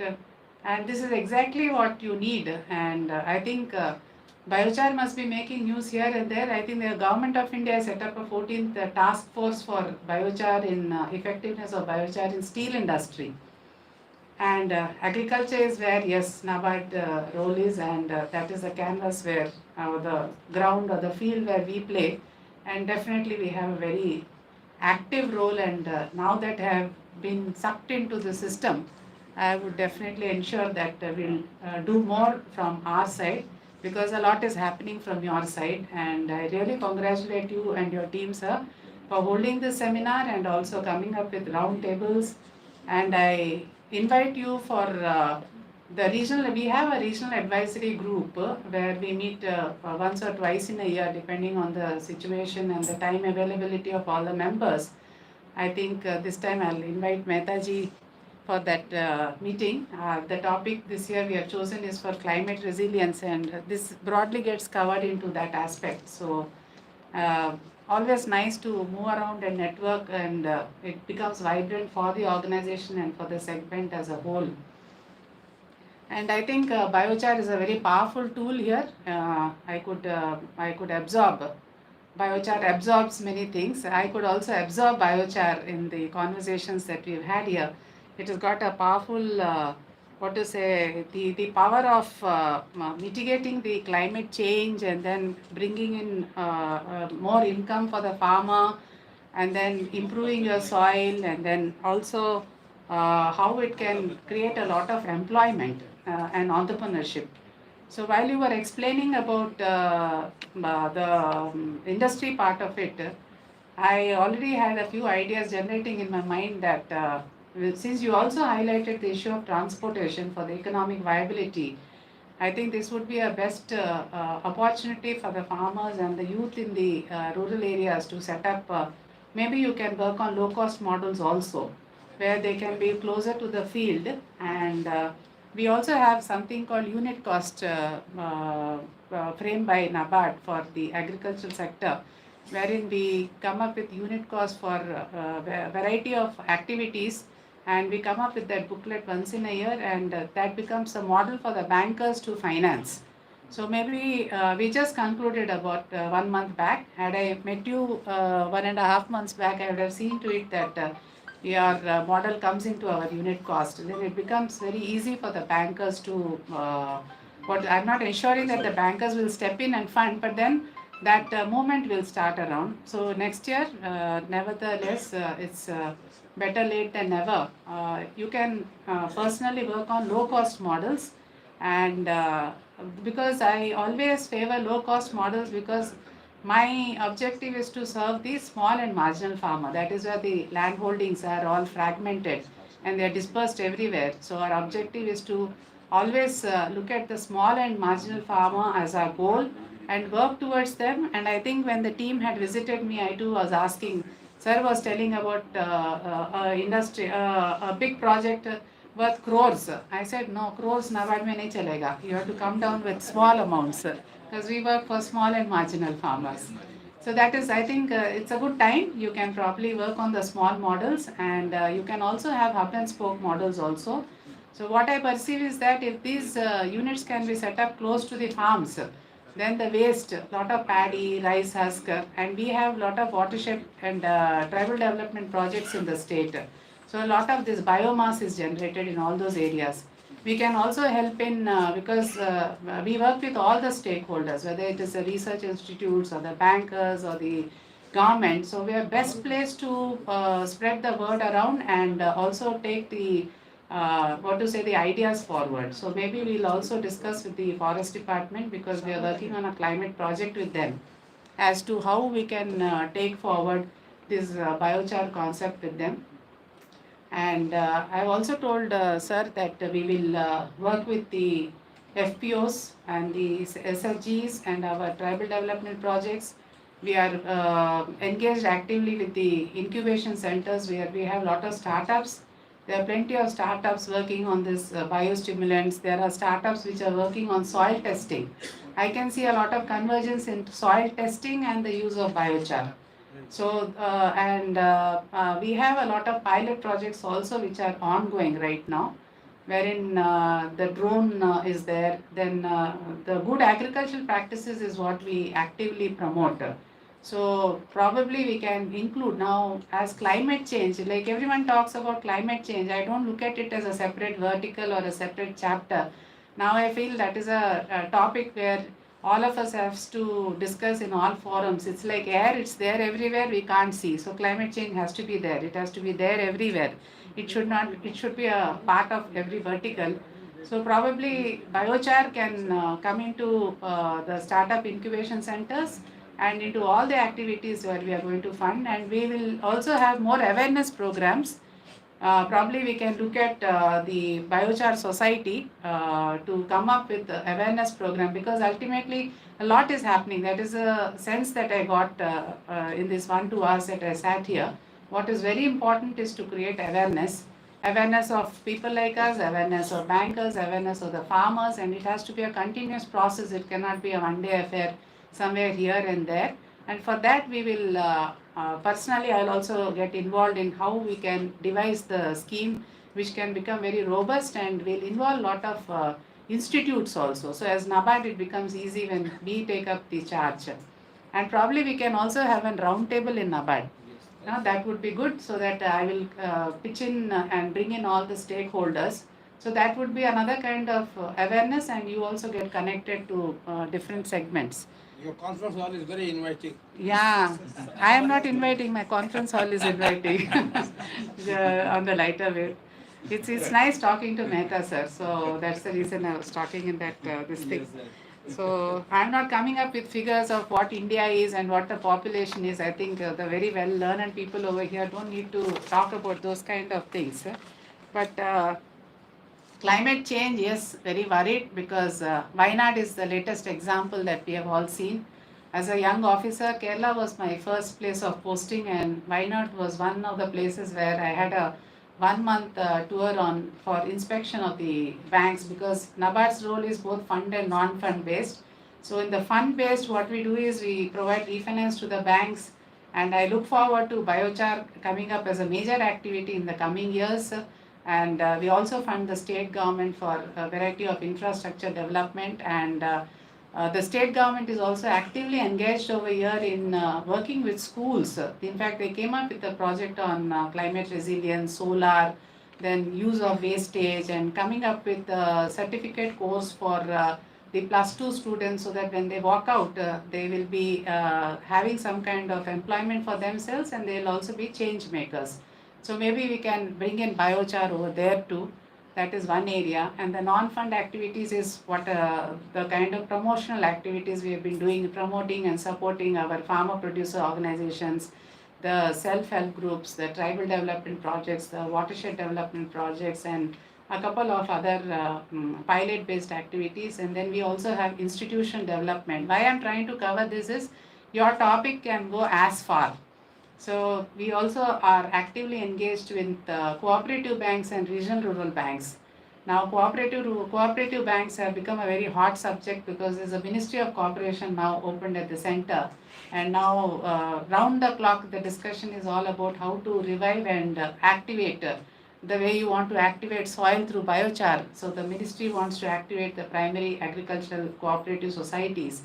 And the activation, how will it take, is creating opportunities for them to come up with more income generating activities. I think that's the reason I'm again talking about biochar. We can take in biochar to the primary agricultural cooperative societies, and Agri Infrastructure Fund, Mr. Bujingrao, he's sitting over here, he is steering that Agri Infra Fund for the state, and that is housed in NABARD.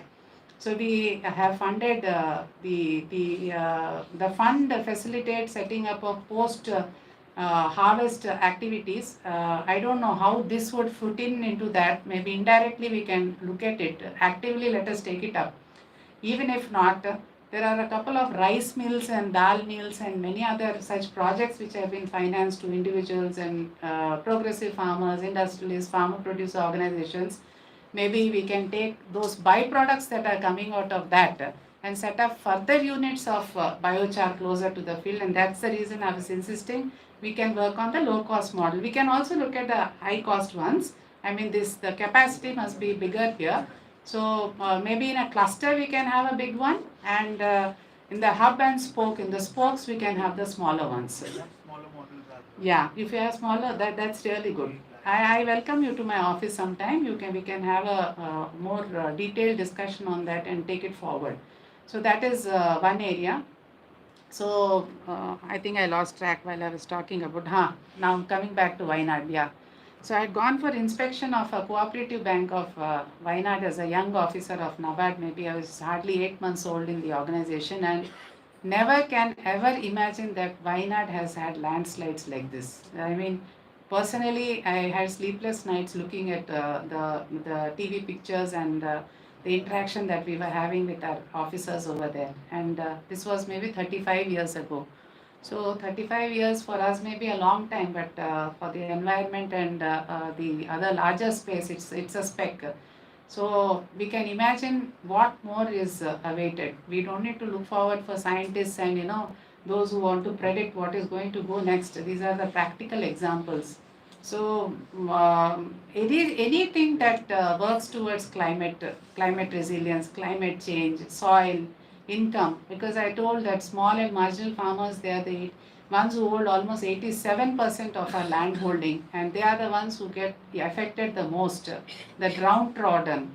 So all the time we have to keep them as our objective and work towards them. And I think biochar is a wonderful concept and a product that can be a great upheaval for this downtrodden, for the income part of it, and we'll be saving our mother earth by proper usage of this, and we can be creating a lot of employment for the youth, and the migration that has been taking place, probably we can arrest that also.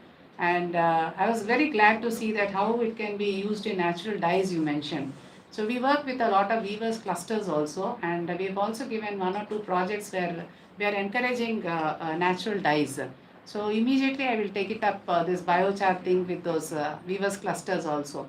Lot of clusters across the country also are now slowly moving over to natural dyes.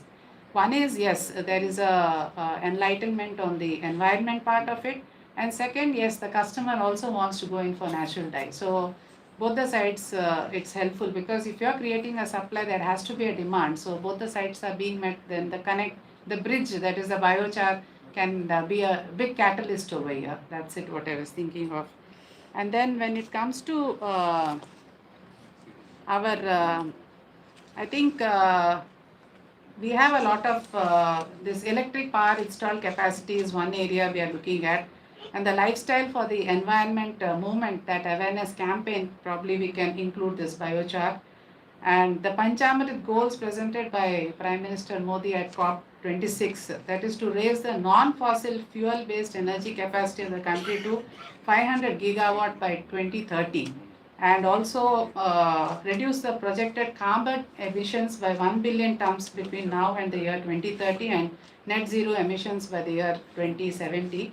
Of course, we have a lot of initiatives, that is the PM Ujjwala, PM Kusum, PM Ujjal Yojana, and internationally, like what we say, One Sun, One World, and One Grid initiative. Then at COP27, India submitted its long-term low-emission development strategy to UNFCCC, which included plans for rapid expansion of green hydrogen production, 3-fold increase in nuclear capacity by 2032, and 20% ethanol blending in petrol by 2025. And why not biochar make an entry into most of these major activities? NABARD, I think you will be keen to know what would be the role of NABARD and what exactly NABARD does. So I would give you a more broader picture about our role in the climate aspect. We are the national implementing entity for Adaptation Fund under the UNFCCC, the National Adaptation Fund for Climate Change, and is also the direct access entity of Green Climate Fund. It aims to channelize the national and international funds for climate change, for adaptation and mitigation activities in India under these funds. That it supports projects on augmenting groundwater, ensuring food security, then providing economically viable solar models, and increasing green cover through integrated farming practices. So this is why I'm looking at a larger picture where biochar makes its entry. That's why I told Mehta sir the other day that you give us a pilot, submit a pilot project to us, and wherein we bring in our tribal development projects where there's a lot of biomass there. Then we can have a farmer producer organizations also, and you can have your concept introduced there. Maybe we can have a program for a year or so, which can have awareness program. It can have how to make use of that. You can also involve the certification agency. You can also involve the agriculture university, because at the end of the show, there has to be a certificate saying that yes, so and so activity has generated so and so income, and that has to be certified by a certain agency. That's the reason we'll have to involve a number of universities and lot of other agencies also, so that the pilot, because I am personally an officer who doesn't believe in a pilot being launched, grounded and forgotten. Last 2 years we have done a lot of pilots here, and there has not been a single pilot which has not seen an upscaling phase. I think this was the only office in India in NABARD which we have done, and then that's for that reason we got the best performance award also last year. So would definitely not like to see biochar also stay back. That also has to be taken forward. So at the earliest, sir, you have to give us two proposals. One is the pilot, and the other is the support for the international seminar that you are proposing for January. This is a promise I give from here for the seminar. I don't know later how it happens at my head office. So yeah, so the idea is once we do pilot here, then it can be upscaled, and then it can become a part of the policy initiatives at the center and many other activities at the national and international level.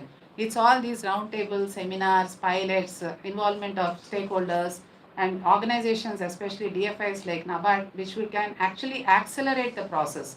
So I would use the word biochar accelerator. Okay. So NABARD has also collaborated with the Asian Development Bank to tap climate capital to fund agricultural, natural resources and rural development initiatives. Incidentally, we are also undergoing a change in our organization because a change is required after every certain period. And right now it's all about digital and green and more funds and climate, and a lot of activities have to be roped in with more partners. So we are going more multilateral too. So we have hired BCG.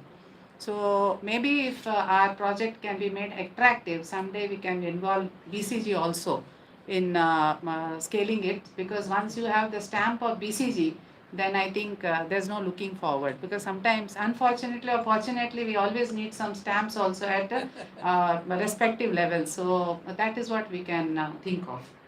The Climate Change Fund, this is one of the small funds which we have created out of our own profits, which supports small-sized innovative projects. This is where I'm looking at for funding your pilot in climate change on pilot basis. Then as of March 24, we had about 40 climate change projects at different stages of completion with an assistance of about 1900 crores. And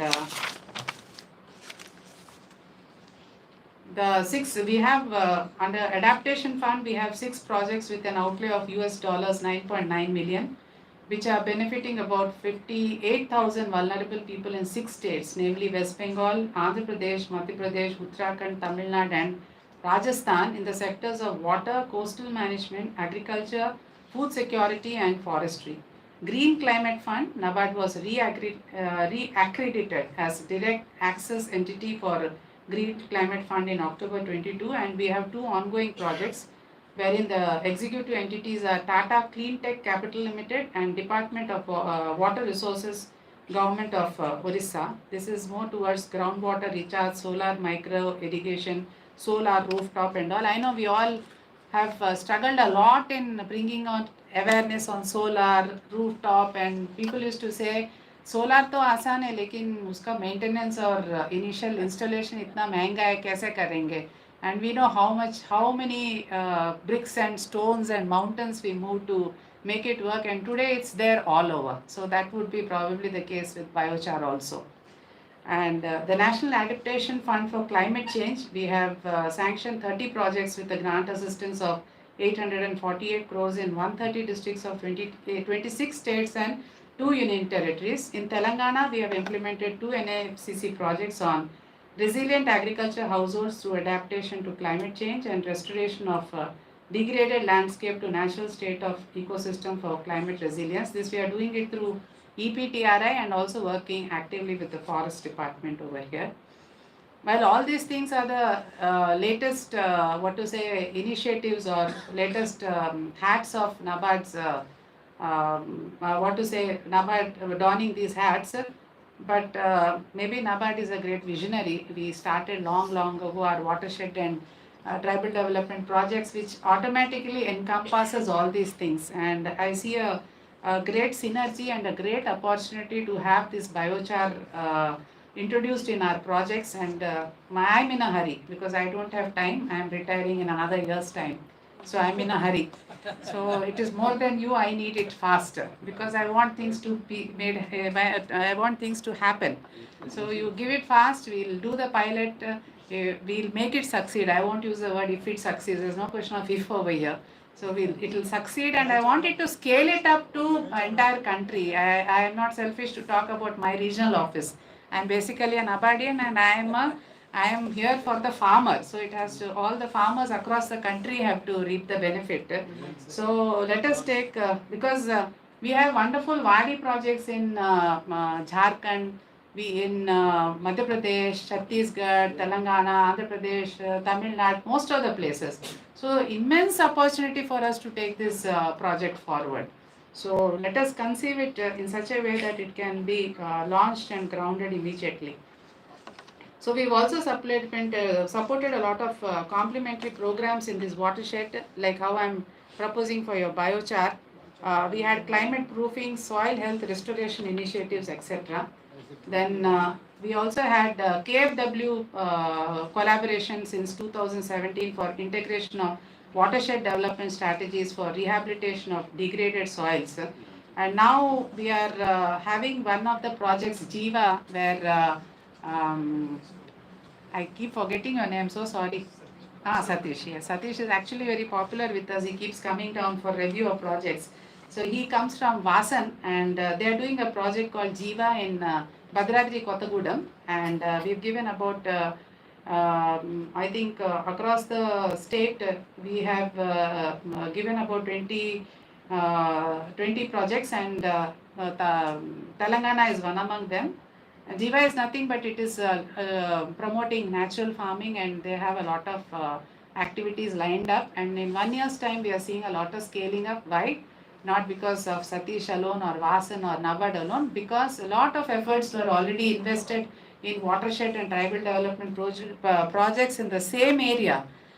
They are almost 20 years old, so the social mobilization, the awareness of the farmers is very fertile over there. So whenever you go and introduce these projects over there, then it gets accelerated automatically. So that's how I visualize a project for biochar too.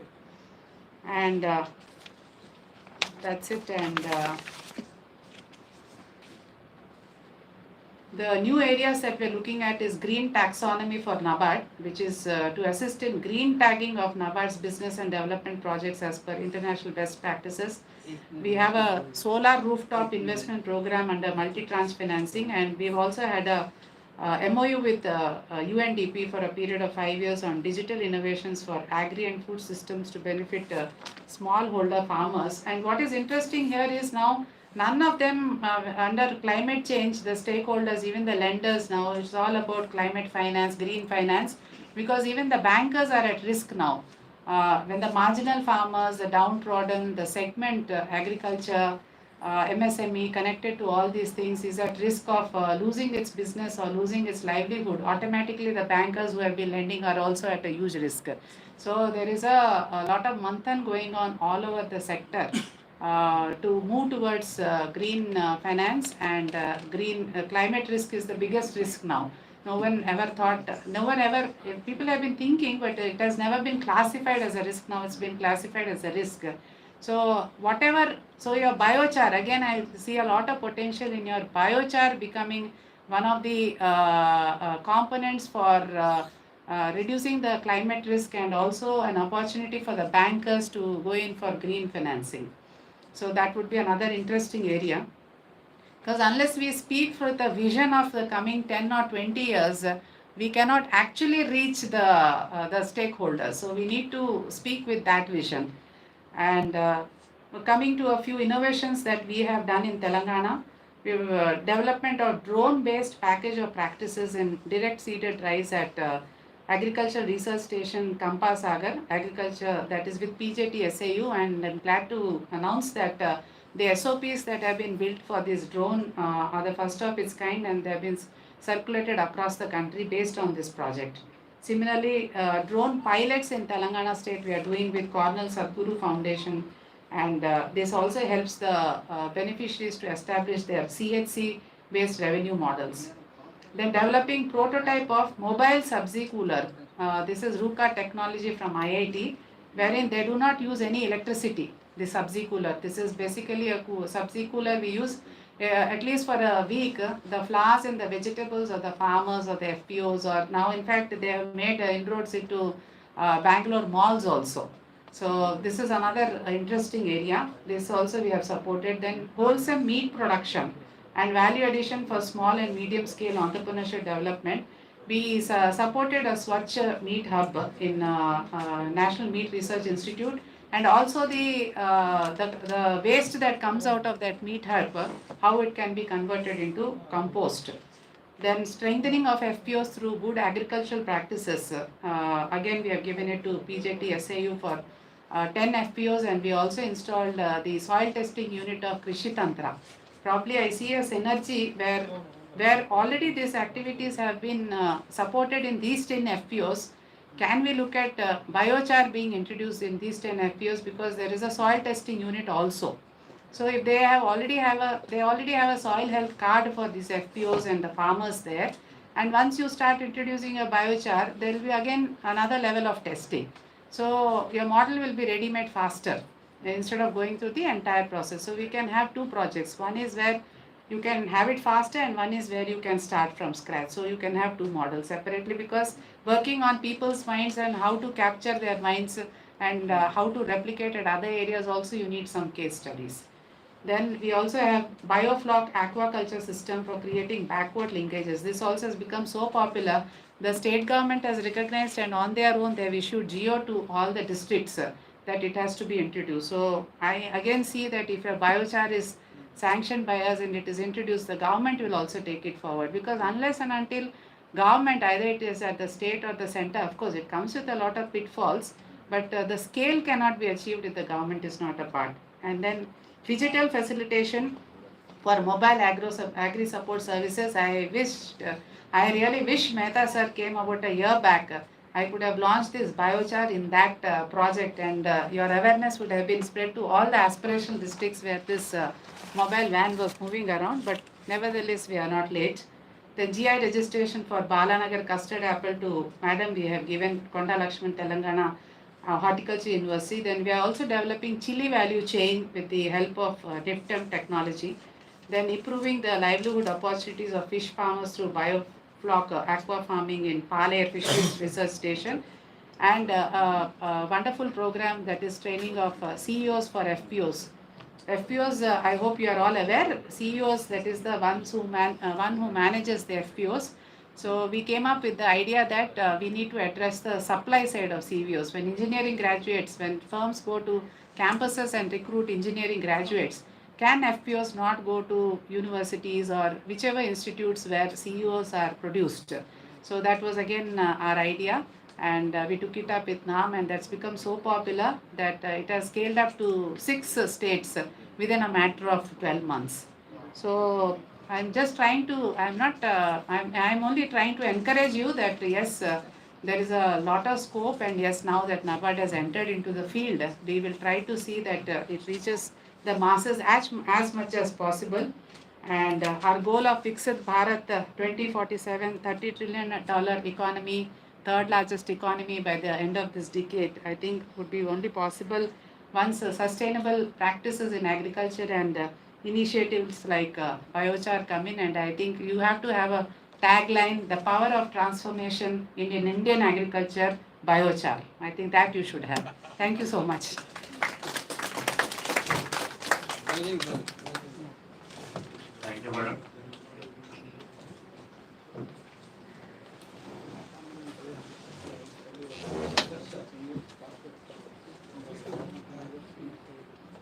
Thank you, madam. Very inspiring, and very nice that you have picked up biochar in one session only. And you will have many round tables with your help now. I just want to bring attention to the friends that I'm requesting Dr. Arif Khan sir to take up the session called Way Forward. Our 5th session is Way Forward. Idea is people to share opinion how we move forward to popularize biochar. And that is where I will request 6 participants to give it data to him and some names. And if you can think in lunchtime everything, you're most welcome. We can pick up many ideas we have got from NABARD now. So that is known. Take help from NABARD is one guaranteed. But we will want some other ideas from all of you how to move forward. Thank you. And madam, we welcome you as a Biochar Crusader. Biochar Crusader. Oh, yeah, thank you. Agreed? Welcome, Biochar Crusader.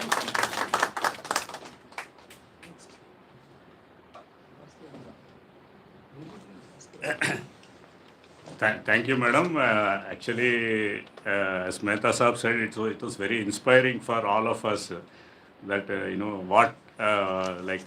actually, even when we met madam, she gave us a lot of action points, but we, many of the action points we are still working on.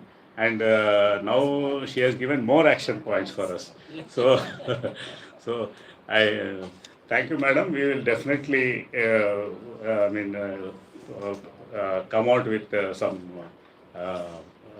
projects, and we'll work with you. Actually, as now madam said, like it's a big area where we can, the biochar can really take off. Because this biochar impact is visible everywhere. So that is one aspect which we have to look into, and in all of us, I think we will come together and we'll submit some proposals and some concept notes to NABARD, because now madam has really given us a lot of plan for that. Now I request Dr. Sai Bhaskar Reddy. I think many of you know him very well. He has been he is the main person for biochar, and for over 3 decades he has been working in biochar, and he has been popularizing biochar. So I request Dr. Sai Bhaskar. Yeah. Achha.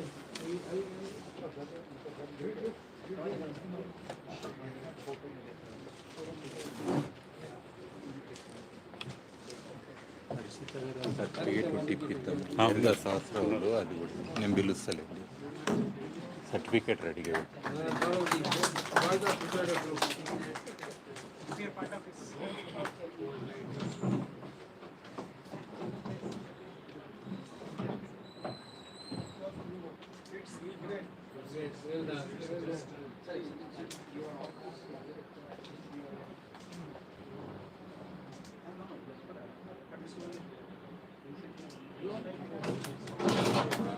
I request Harshit Agarwal ji to be on the stage to receive his certificate of participation from Madam.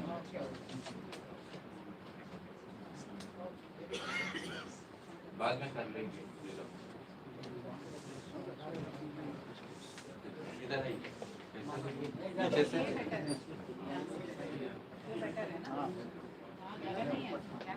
आप आइए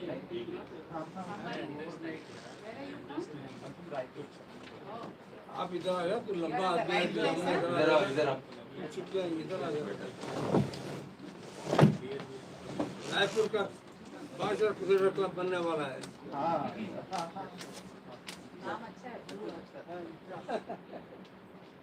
More than 1 million carbon trade they already traded. They already traded. They are carbon trade. Must be from Raipur itself.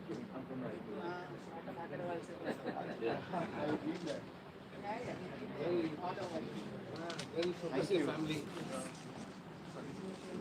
Okay. On behalf of Progressive Biochar Society, I'd like to thank especially Madam, our Chief Guest, Srimati Sushila Chintala, CGM NABARD.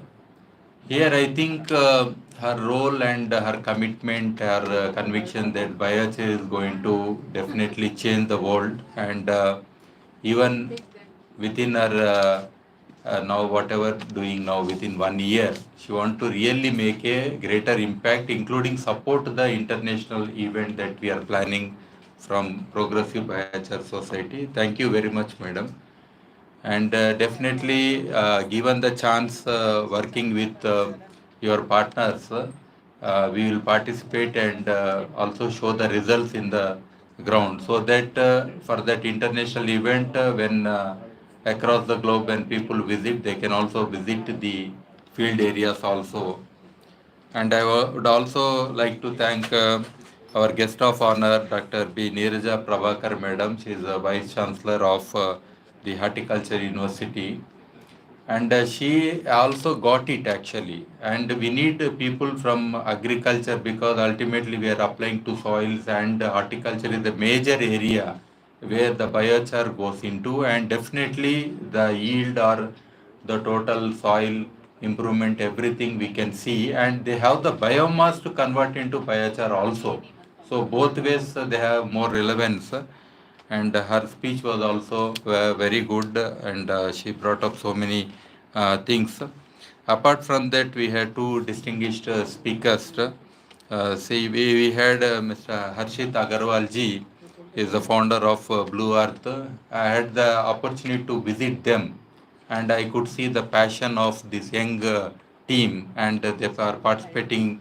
This is the second time they are participating here, and definitely they have a very great vision, right from the DMRV to carbon credits. Already they are into it, and they are working a lot, and being central located from the Chhattisgarh, and their spread is already there. So I think with their age, I feel very motivated that what they are doing. And we are also thankful to Sahasra Crop Sciences Private Limited, Dr. Satyanagalaxmi Garu.